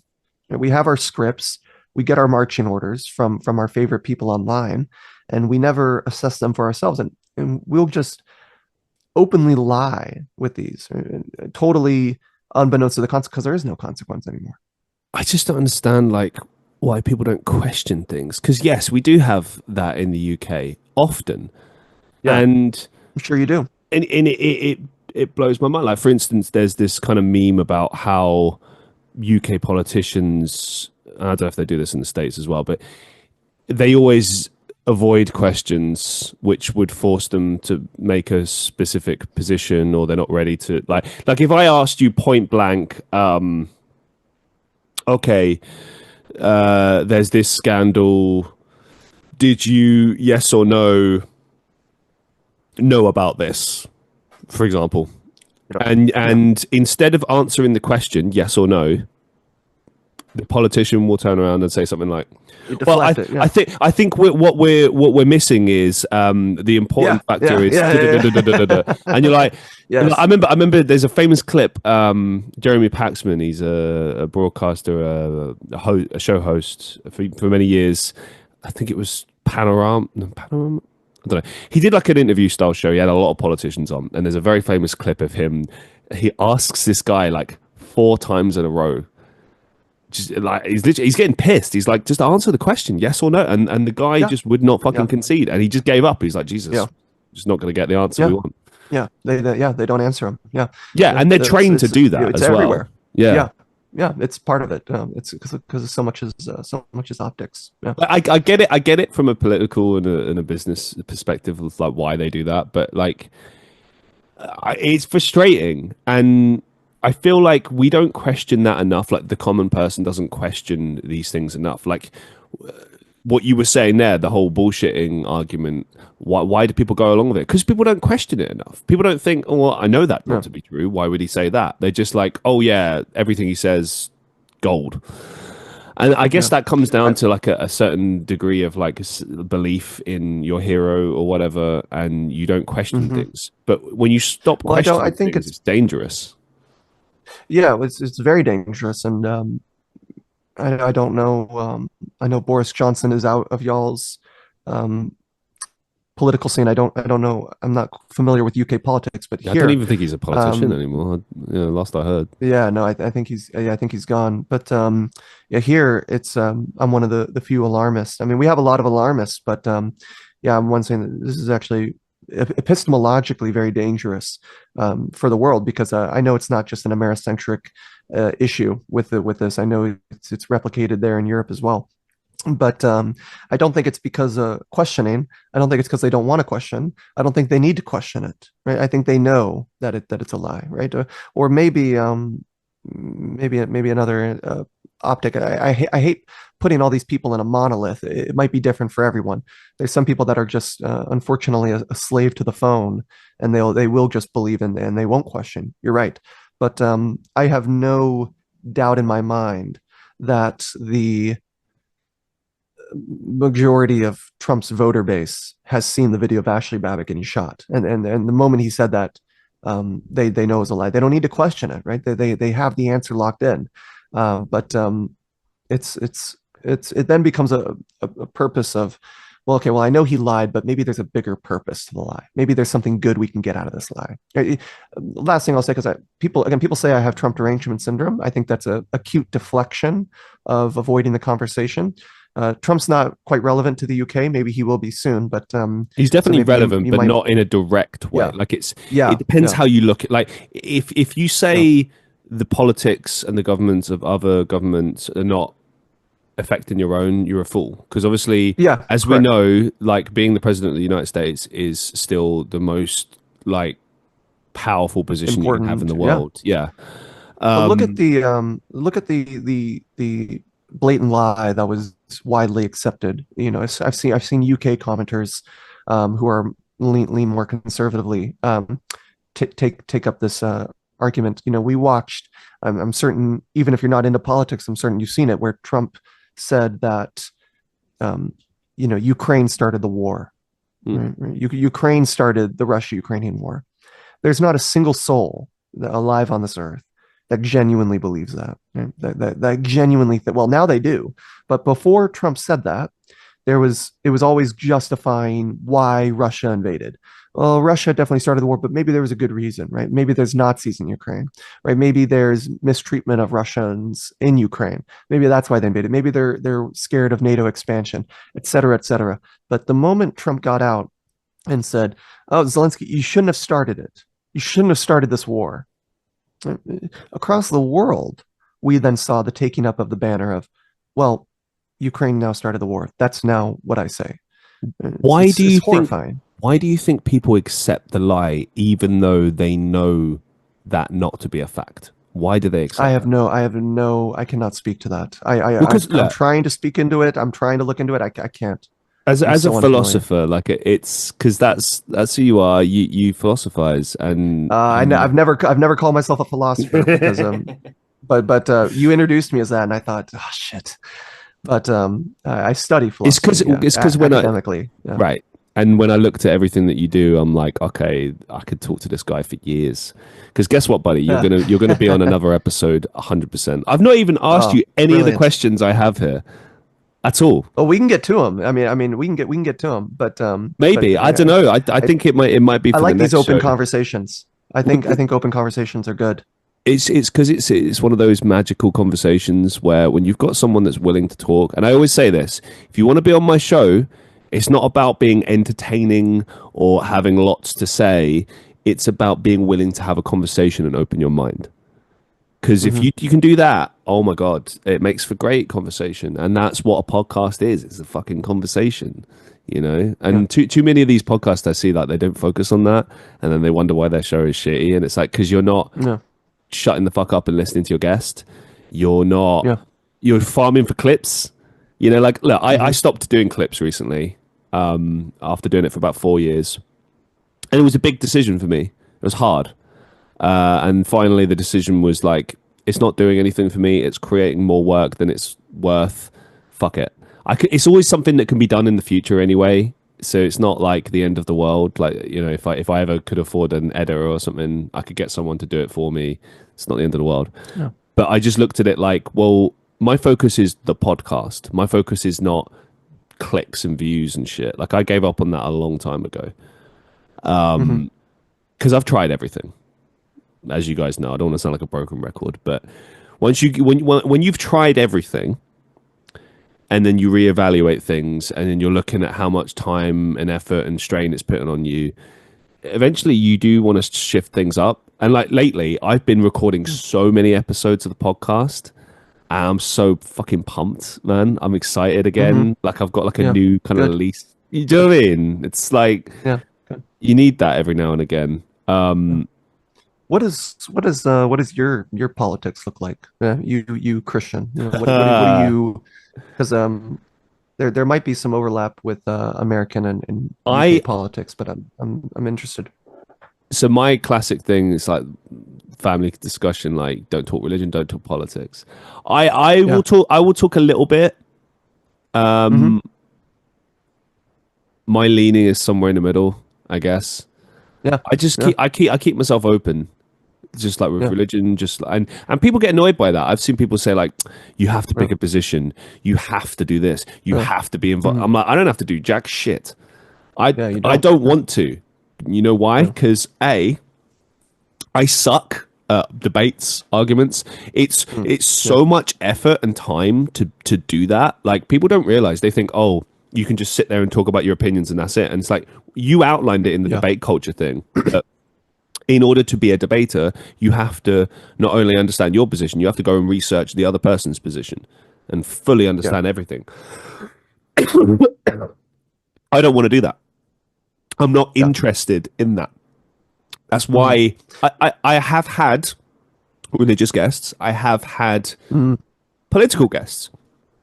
Yeah. But when I had them on, it was to talk specifically about the subject, not to have a debate.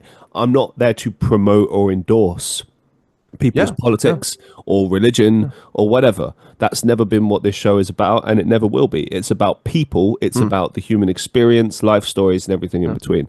And Yeah. I refuse to bow to anyone that pushes me into Yeah. having to do that. Yeah. So The there you reason go. I ask is because that's a fair answer. Yeah. The reason I ask is um I I I I watch. You familiar with Lex Friedman? You know, he's a Yeah. huge podcaster. Mm-hmm. Yeah, I used to love Lex Friedman. I used to love him. I don't love him anymore because I realized he's having these very big name guests on, and these guests have quite the reputation, whether it be for doing amazing things or for terrible things. And I would watch him. Um,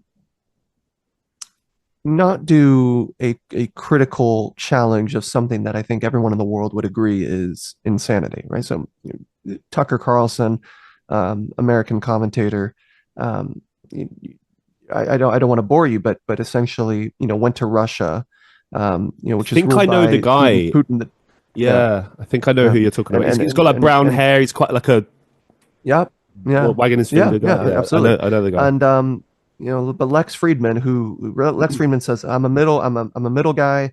I'm not picking a side here. I pick the side of love. That's what he says all the time. I pick the side of love. I just want to see love win.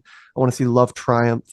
And he had one guest on who's very, very left of center, and he Mm. spent an hour and a half saying, you shouldn't call people retarded. That's really mean. You shouldn't do that. And he spent an hour and a half drilling this guy on not doing that. Meanwhile, he has Tucker Carlson, um, Donald Trump on his podcast. Spends very little time talking about rhetoric. This is Donald Trump who calls for the imprisonment of his political opponents. Will create bad nicknames for them. Like we have Gavin Newsom, who's the governor of California. He calls him Gavin Newscum, and doesn't spend any time on it. Right. So, Was but this but I've recent? always wondered. Yes, yeah, quite So recent. Yeah, the but appearances of, to be clear, the appearances of Tucker Carlson and Donald Trump, did they occur in yeah, this year, in the within the calendar past year? year. Yeah, yeah, within the past year. What Yeah, was 2024, Donald 2025. Trump in office at the time? No, no, it was right before the election, right before it. Right, but everyone kind of knew he's going to get in, Um, probably. mm, I Well, thought he would win. the Yeah, I reason, thought Donald Trump would win. yeah, I think everyone kind of knew it was going to happen. You can sort of see the writing on the wall sometimes. But the Yeah, reason I bring that up and why I think it's the case with what you just said is it's purely mm, business. So, okay, he's centrist and he promotes his brand, all peace and love. yeah, It's the same as me, but I understand and I recognize it's a brand, right? Now, hmm here's the thing. He's still a shrewd businessman. He understands that whatever political, whatever party is in, right? hmm You've got to adhere to the toe of the party line, so to speak. He's not going to yeah, sit there and grill the current administration because he's going to get loads and loads of yeah, pushback. So he's going to kind of yeah, construct a show where it's like, well, okay, yeah, I'm in the center, but I'm entertaining what you're doing. Cool, right? hmm Now, if it was the other way around and the what is it, Republican Democrats got in, right? You would yeah, have yeah. seen the same thing, but the other way around, and he would have grilled the shit out Mm, of the right mm. instead.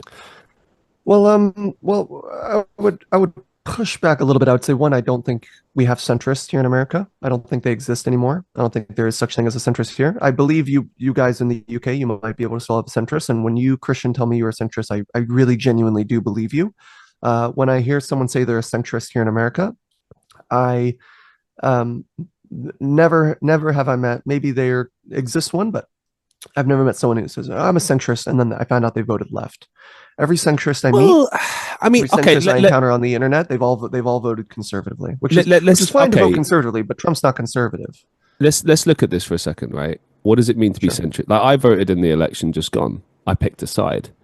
Do I Mm-hmm. Of support and believe everything they do? Fuck no. course not. Of course not. Of course not. The thing is with centrism is the whole point of it is that you see both sides and you look at things and you're like, Mm-hmm. okay, well, I agree with this socially, but I disagree with this. I agree with their position Yeah. on economy, but not with that. And that's why I'm split. Because when I look at both parties, I'm like, they do this better, but then they're let down by this. They do this better, but then they're let down by this. Yeah. Yeah. And You the third legitimately weigh it. Yeah. yeah, and the third party here in the UK has no power because back in 2010 they killed themselves. They at the Mm-hmm. Liberal Democrats is the party. What they did, Yeah. ba- it's crazy to think back now. I was 17 at the time, and I wanted to Mm-hmm. vote in that election. I believed in the Liberal Democrats. I wanted a lot of people, young people, were like excited, and they made all these Of promises and course. shit, and we bought into the bullshit. But one of the interesting things, and this is a big thing that I learned about politics at the time, is when you're doing a campaign trail, you have to choose your wording very carefully. If Yeah. For you the area you're in. Yeah. if you make promises, right, the way you word that is crucial. Often, and I've seen the same in the presidential campaigns, but what they do here is they'll say something like, "We will aim to do X, Y, Z," or Mm-hmm. "We are pledging to try and do this." You know, they'll never Mm-hmm. say we are going to do this unless they know Mm-hmm. 1000% that they are able to do it or that they're going to do it. They said, we will not raise tuition fees. That's what they said. They Yeah. said, we will not do this. If we get into government, we will not do this. Because it was something being proposed at the time by the Labour government and tuition fees had already been introduced. It sucks. It is what it is, right? They said they would not do that. Goes to election. We have a hung parliament. For those who don't know, it means when there's not a majority, so therefore you have to make a coalition, a mixture of two parties together. Lib Dems got a lot of seats. They Mm-hmm. were, they had the swinging vote. They could kind of decide which way it goes. So they could either Yeah. form a government with Labour, which would have made more sense from a political perspective because they're closer to their politics, or they could go with their more, their lesser connected party, the Conservatives. So they have less in common with them, Yeah. but it's a totally new government because obviously Labour was in at that point, so it would have been different. They went with Conservatives. So it was pretty crazy. Here's what's interesting. So I think a lot of us kind of looked at it and thought, okay, well, so they're in government, are they? Are they going to lead and they have conservatives to bulk out their numbers and they sort of work together, right? Mm-hmm. What happened was the leader of the Conservative Party, David Cameron, became the Prime Minister.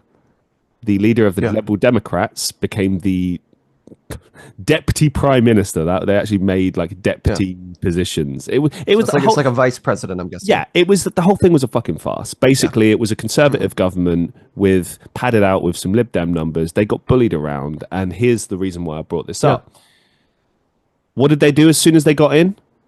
They raised tuition Raised fees, tuition. Yeah. and Of in course. that moment, they completely destroyed any chance Reputation. of Yeah. yeah, they had no reputation after that. They never get seats anymore. They've had different changes here and there, and I don't know, maybe one day they might resurface a bit more. But the point is, it was historic. Wow, the third party might actually have a chance. We have other parties here. We have Green Party, etc. But like they are the only ones who really had a chance. People talk Hmm. about reform as a new party. Yeah. They're getting seats, but I doubt they'll ever get in government. They'll just the most they can get is European Parliament. Yeah. Well, But that the was the reason last real I chance.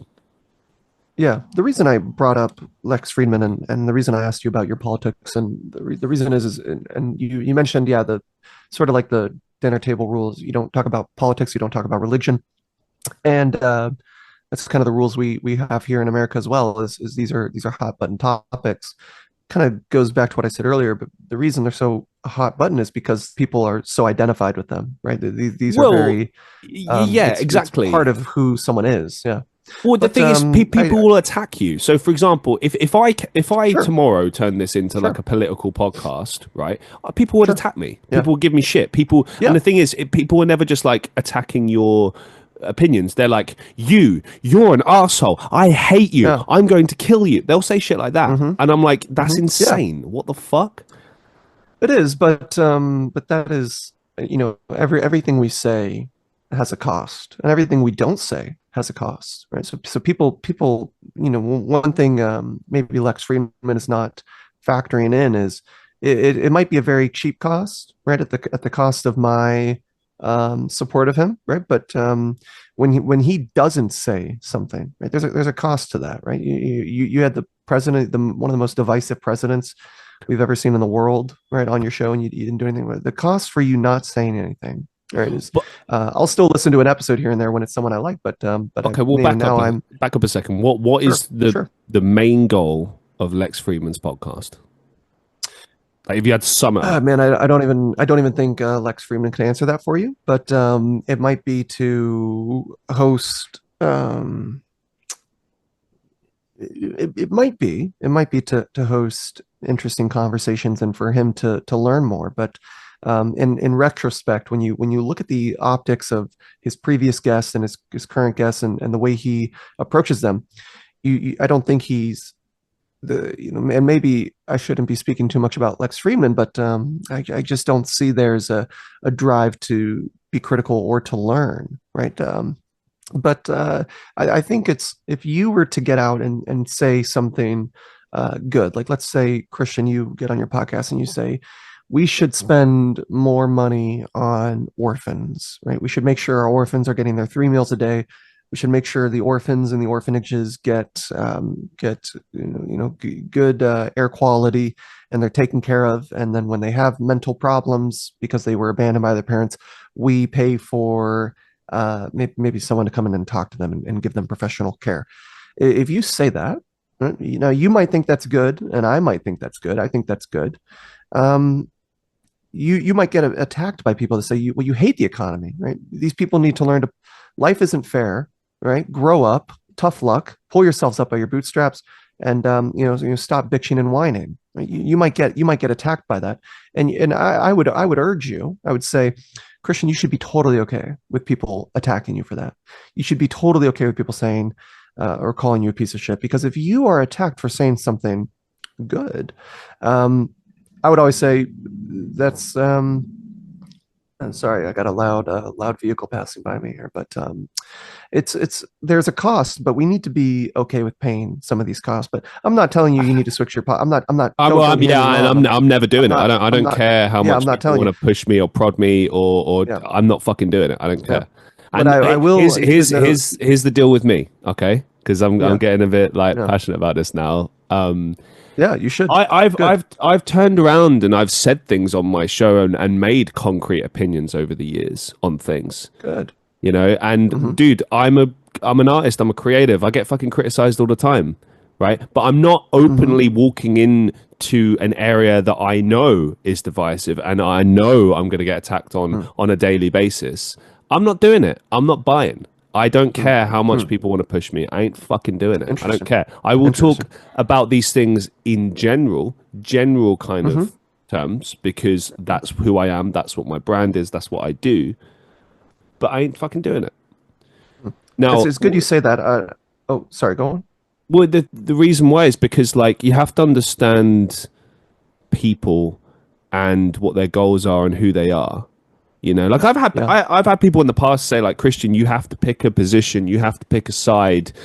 Everyone does. And I'm like, me choosing not to is my decision, is my choice, is my side, if you like.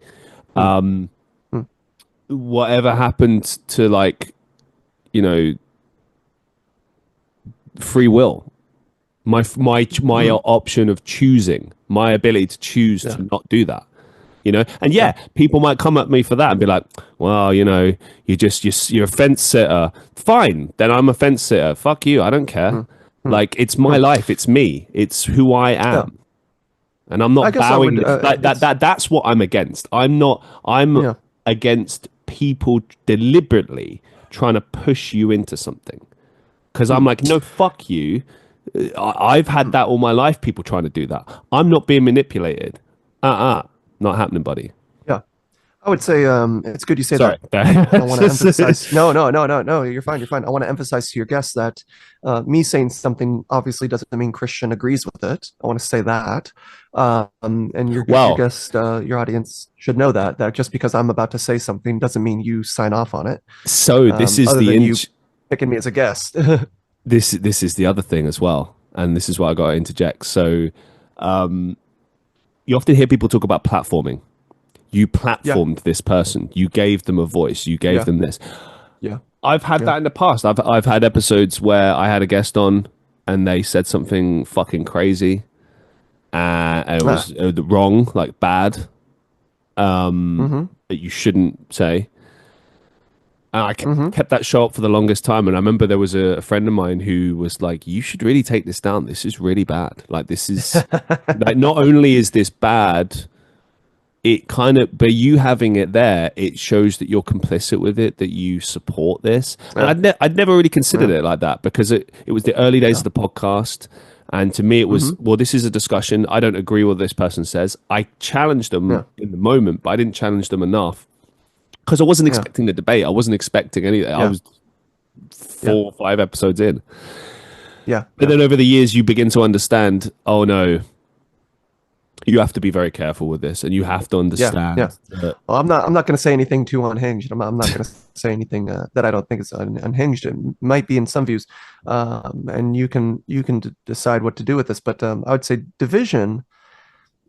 Topics that are divisive, right? Religion and politics and economics, right? These topics being divisive, and I emphasize that you don't sign off on this because you know, you had me on as a guest, and I'm just this is you know, where I currently am operating at, ideally or ideologically, is there's some things where I do, you know, we here in America. In the States, we're often saying, well, we need to make this less divisive, right? We need to figure out how to be less divisive about things. However, I'd say, well, I think it's good that there be division between racists and people that are not racist. That is a division that I am very welcoming of. If we have, maybe. Go on. This is why I made the point about, like, there are some things that you take a stance on. Like when Black Lives Matter was in its full effect, and, you know, all the thing with George Floyd happened. Like, I had a show prior to this, and we did a show about it, and we were all like, yeah, no, fuck racism, man. And we do, you know, we did what we could. And like, there's positions that I will stand on, and I don't care. Like, I'll stand against racism, and but you'll if see you have an issue with soon. that, fuck you. Like, yeah, for sure. But you see, but that's a position you have right there, and you say it is a position. Of course, it is. And I then acknowledge that. You have, and you'll have other positions, right, that you might not even know about, right? So I don't know how it is in the UK, but you know, here in America, we're very happy with our free speech. But imagine if there was politicians, you know, no more swearing on podcasts. You would say, probably, fuck that. I'll say whatever the hell I want. Yeah. Right. But that's a political. That's human rights, though. But free speech. This is what we're getting into is what constitutes a human right, and who outlines what a human right is. The right to say what you want. I would argue. Where do you get that right from? Where do you get that from? Oh, who says? What's the organization? There's a government. It might be the UN, right? It might be the UN. Right? Whoever's responsible for, like, I can't remember the organization. It might be the UN. Yeah, but there's one that's specifically dedicated to human rights? Yeah. We have, I UNICEF? Is believe it it's the UN UNICEF? because we have our, you. Oh, yeah, probably. Yes, Might yes, be it UNICEF. is Yeah. UNICEF because here Yeah. at our Holocaust Museum, Right. you go in and they have a section dedicated to UNICEF, Right. which outlines human rights and some of these laws. So, but why do you listen to them? Why do you like them, Christian? Why do you like UNICEF? Why are we letting UNICEF define what a human rights is? Now, I like UNICEF and I agree I with their don't assessment. know enough about them as an organization to Right? have a comment on that. Yeah, right. But you instinctively feel, okay, yes, it's good. These are good, and I would agree with you. To Right? be I would say, yeah, clear, of course these are I good. believe in human Yeah, rights. yeah. I'm not But you speaking, believe in the no, but human rights. your point is you support this organization. No, I didn't say that. I said I support human No, rights. I don't know enough about the but I'm organization asking. to make a That's fine. judgment But on whether or not they're good or bad as far as it yeah. pertains to human rights. So one area that I'm particularly keen to study in, and I'm studying this very heavily in school, is ethics and meta ethics. Right. Right, and there's an idea of normative ethics. Right, normative ethics are ethics that something is wrong, even if you say it's right, Christian. Even if you say, if Christian Reeves gets out to tomorrow and says, um, people that are below the poverty line, what we need to do is we need to round them up and send them away, and then it's okay if they disappear off the earth. Right? Even if you get out and say that tomorrow, it's still normatively, objectively, it's still a wrong thing. Right? And this gets into the kind of the counter to normative ethics would probably be cultural ethics, where if the majority of a society signs off on something, it is then okay. And we can see examples of this, right? You look at the easy low hanging fruit is Nazi Germany, where Hitler was an elected official. The majority of people that was he was democratically elected, as far as we know, according to William Shire, the good historian on the period. We have no reason to think Hitler tampered with the election. Right? He won, right? And you would, if you polled in 1943 Nazi Germany people's views on Jews, the majority of them would say Jews are bad people. Right? Now, does that make them correct? Well, certainly not. But why not? Right? If you asked right then, their version of UNICEF. Now they didn't have UNICEF at the time, but their version said, these are our human rights is to make sure we're safe from the Jews. Right? It's still incorrect. Right? We look at societies and less developed societies. Well, it's a contradiction, isn't it? When, If you're talking basic human rights and then you make a stance like that, it's a direct contradiction. Because human should imply that it's all humans, not just a specific group that caters to your political leaning. Not if you don't think some people aren't humans. Right. Right. But you think some people are subhuman. Political ideologies, whatever. That's exactly what that is. That. Do you know what I mean? Yeah. Because the Aristotle, one of our great philosophers says, people are political animals, right? Where and Jean-Jacques Rousseau, French philosopher, inspired the French Revolution. His account of human history, and it's not a scientific account of human history, but he would say, where you get more than two people together, right, politics is bound to form. 1,000%, yeah. Yeah, people will always question things. Well, do you know what I mean? And it's ironic because we said earlier, like, people don't question things. People do, but as you said, everything is related to personal identity. So it's fierce. It's according to what you grew up with. It's according to your personal beliefs, religion, culture. All these factors make up you, and then also your political leanings. And I've seen people, for example, vote for parties that are philosophically against them in every sense, but they're voting for a specific reason, like, oh, well, it's to support this thing. Oh, it's because they want to bring in this thing, which would help me, and and it's about like personal self-interest or how it would affect the greater society for the years ahead. And obviously that's I know I'm just stating the obvious, but that's why people vote. It's because they're looking at it's not obvious to many people. it's unfortunate it's not so obvious, but and this is your show, and so if you want to change topics, I'm more than happy to. I don't want to make you talk about something you don't want to talk about, but I'll say that there's a reason, and this is my, even though you said you'll never budge on it, I have to do my part, and my part is to try to convince people to be more outspoken on some of these topics, and which is why I'm saying you can take the show wherever you want. But I do want to humor me and let me try here. Humor me and let me try. I think you might be more political than you think you are, right? And you might say you don't go near it, you don't touch it, but there's many political I didn't say I didn't touch ideas. it. What I Hmm. said was that I was centrist. Yes, That's yes, yes. exactly what I said. Uh, which is a fair, yeah, it is, and that's a fair position. But that, And okay, I, to be clear, you said, I think you're more political than you realize. I don't. I think I know, I acknowledge I am political. huh, I just huh, don't actively talk about it often. It hmm, comes hmm, up. Don't get like yeah, it's not difficult to figure out what I'm passionate about. Like, okay, I grew up yeah, working class. I'm clearly passionate about social issues. I grew up hmm, in a multicultural society that has many yeah, religions and many people from many different backgrounds. So I'm passionate about diversity. I'm passionate about yeah, social issues because I grew up poor and because I'm working class, and we still have a class system here in the UK. yeah, yeah. We do too. Just yeah, you've got white collar, blue collar. We've got lower middle class, working class, Hmm. upper class. There's basically just like more levels to it because like upper class is like royalty, aristocracy, Yeah, etc. Middle yeah, class is I guess equivalent to white collar worker, and then blue collar is essentially working class, and then you've got yeah.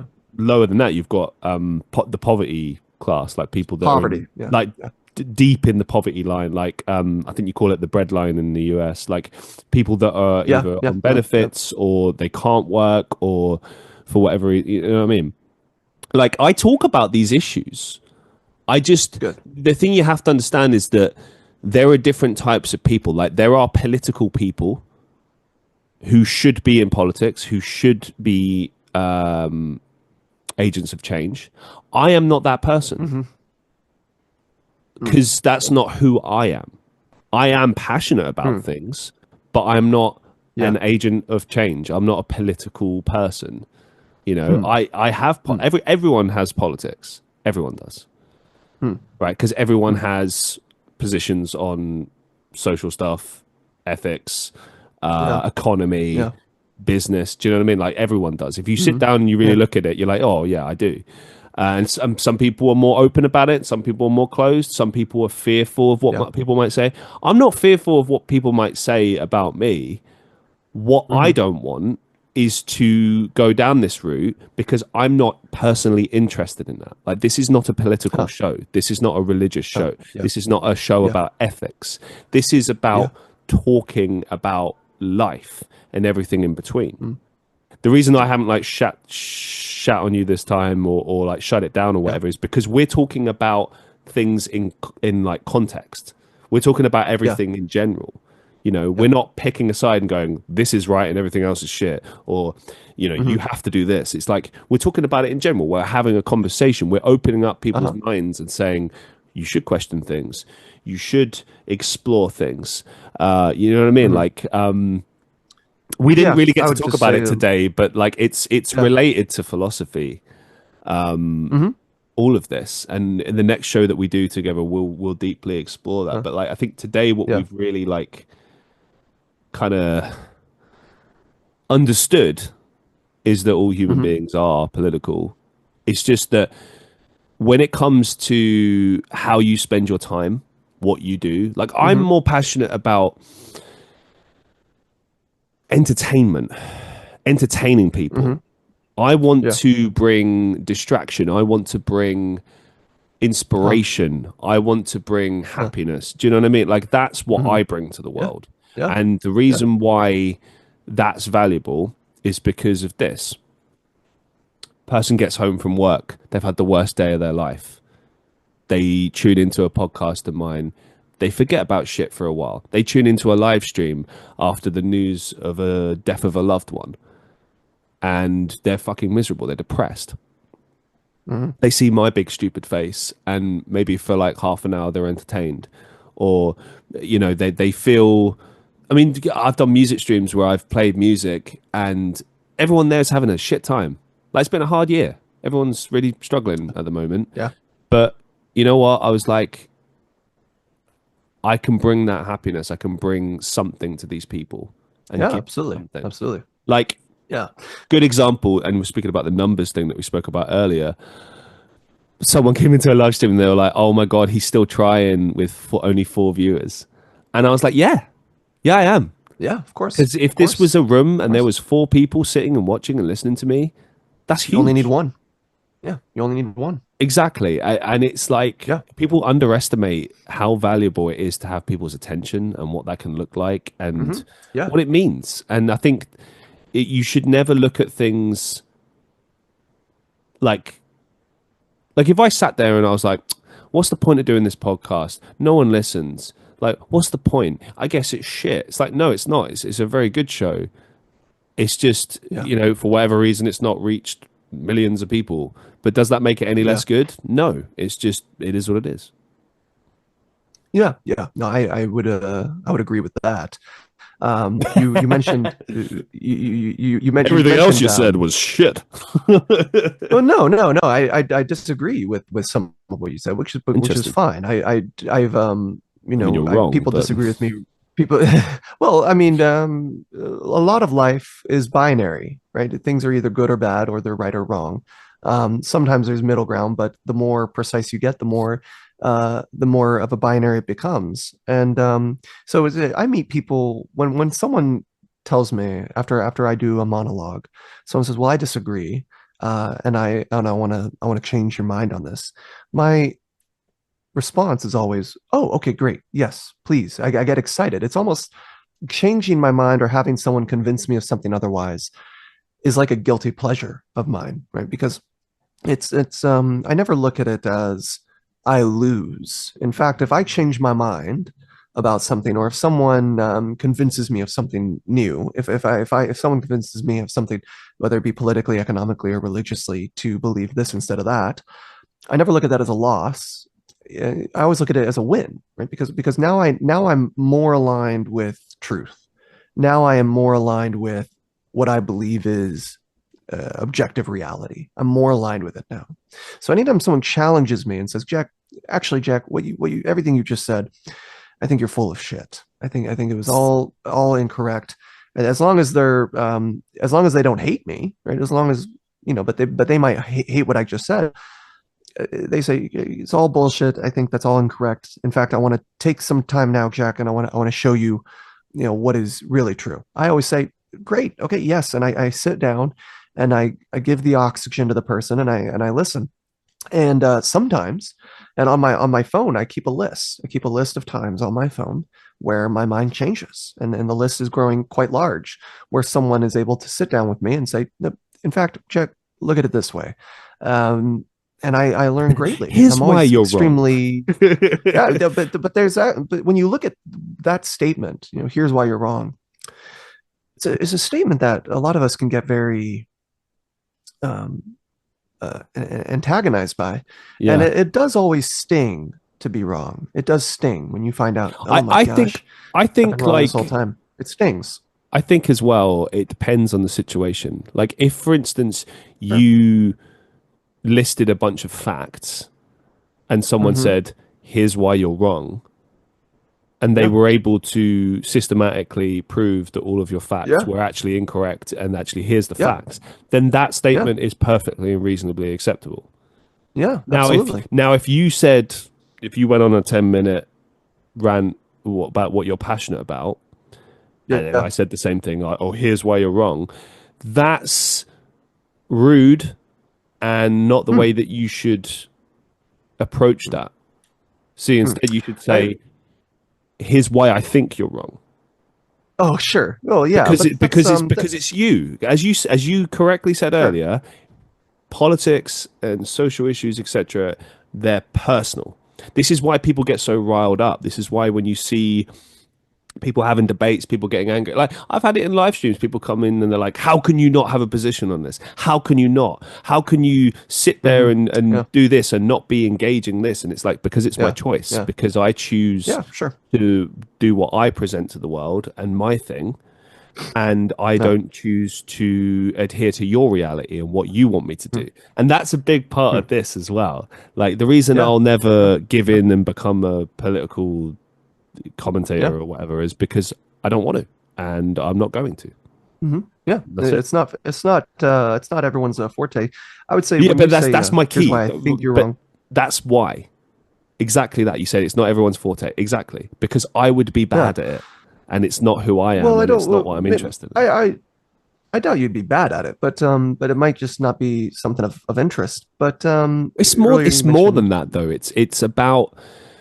I believe anything you do in life, you should be 100% dialed in and passionate and want to do. Like, for example, we've had a conversation for over 2 hours now, right? It's felt like it's flown by. I don't know how you feel, but I feel like it's flown by. It's been a fantastic chat. Why? Because we're both dialed in, we both want to be here, and we both give a shit about this. Now, if I just sat here and I wasn't really interested, and I was like, yeah, so I don't know, what do you think about this? And I just sat there and I was like, whatever, just dialing the time down, getting the clips in. And I've seen people do this, by the way. It's fucking disgraceful, but it would be unacceptable. It would be unprofessional, and it would also just be like a waste of time. Yeah, a waste of both of our time.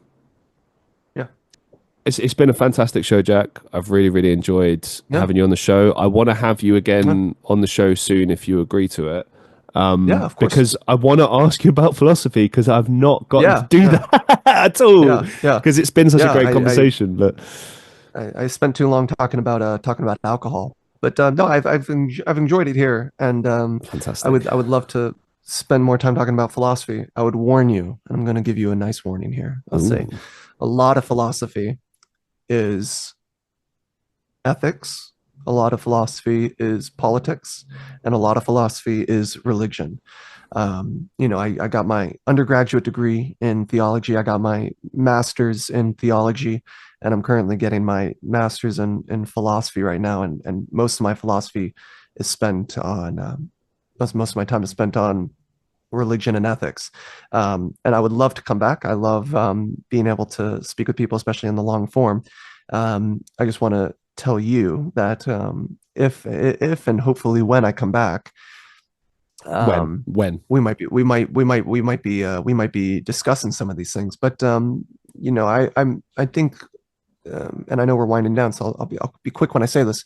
It is possible and always permissible to speak of something in an abstract sense, and but I guess I my personality can be fairly combative. My personality can be no, really, sort of argumentative, but it's never fair. Thank you. I don't get aggressive. I can tell you're passionate and you want to push a certain thing, and I'm resistant to it because I know what's going on, and you just won't change. I'm not hostile to you because I'm not hostile to you because I know you're not grifting, right? If you were a grifter, I would be much more hostile. But I lay things out flat as they are. So I always tell the truth. Yeah. I don't lie. I don't bullshit people, as you say. I don't grift. I present it as it is. I've said today, that I am political in a sense, but that I choose not to actively engage in it and pick positions and be all and I've been clear about that. I could have just hid and been like, I'm not going to talk about it. I could do that if I wanted to, but that's not who I am, and I don't believe in that. I don't think you should hide. You should say what you think. But as you said, next time saying what you think has consequences, and I'm fully understanding of that. But I don't think that should be a reason. I think you're just holding back good conversations, and you're just depriving the world of that. But well, next talk we'll enter the realm of untouchable topics, and we'll go ahead and touch them. Thank you so much, Jack. Yeah, Christian, this was a pleasure. I just want to say to your listeners, if they want to find me, obviously I'm on Instagram and I'm on X, just despite that being a hellscape of social media. But I also host the Veridical podcast where I have very uncomfortable conversations with some people. But you can find me on Veridical, and then on social media. Fantastic. Thank you so much, Jack. I look forward to speaking to you again soon. And to all the listeners of the Christian Reeve podcast, I hope you enjoyed this show as much as I did. Thank you for watching and listening, and I'll see you in the next one.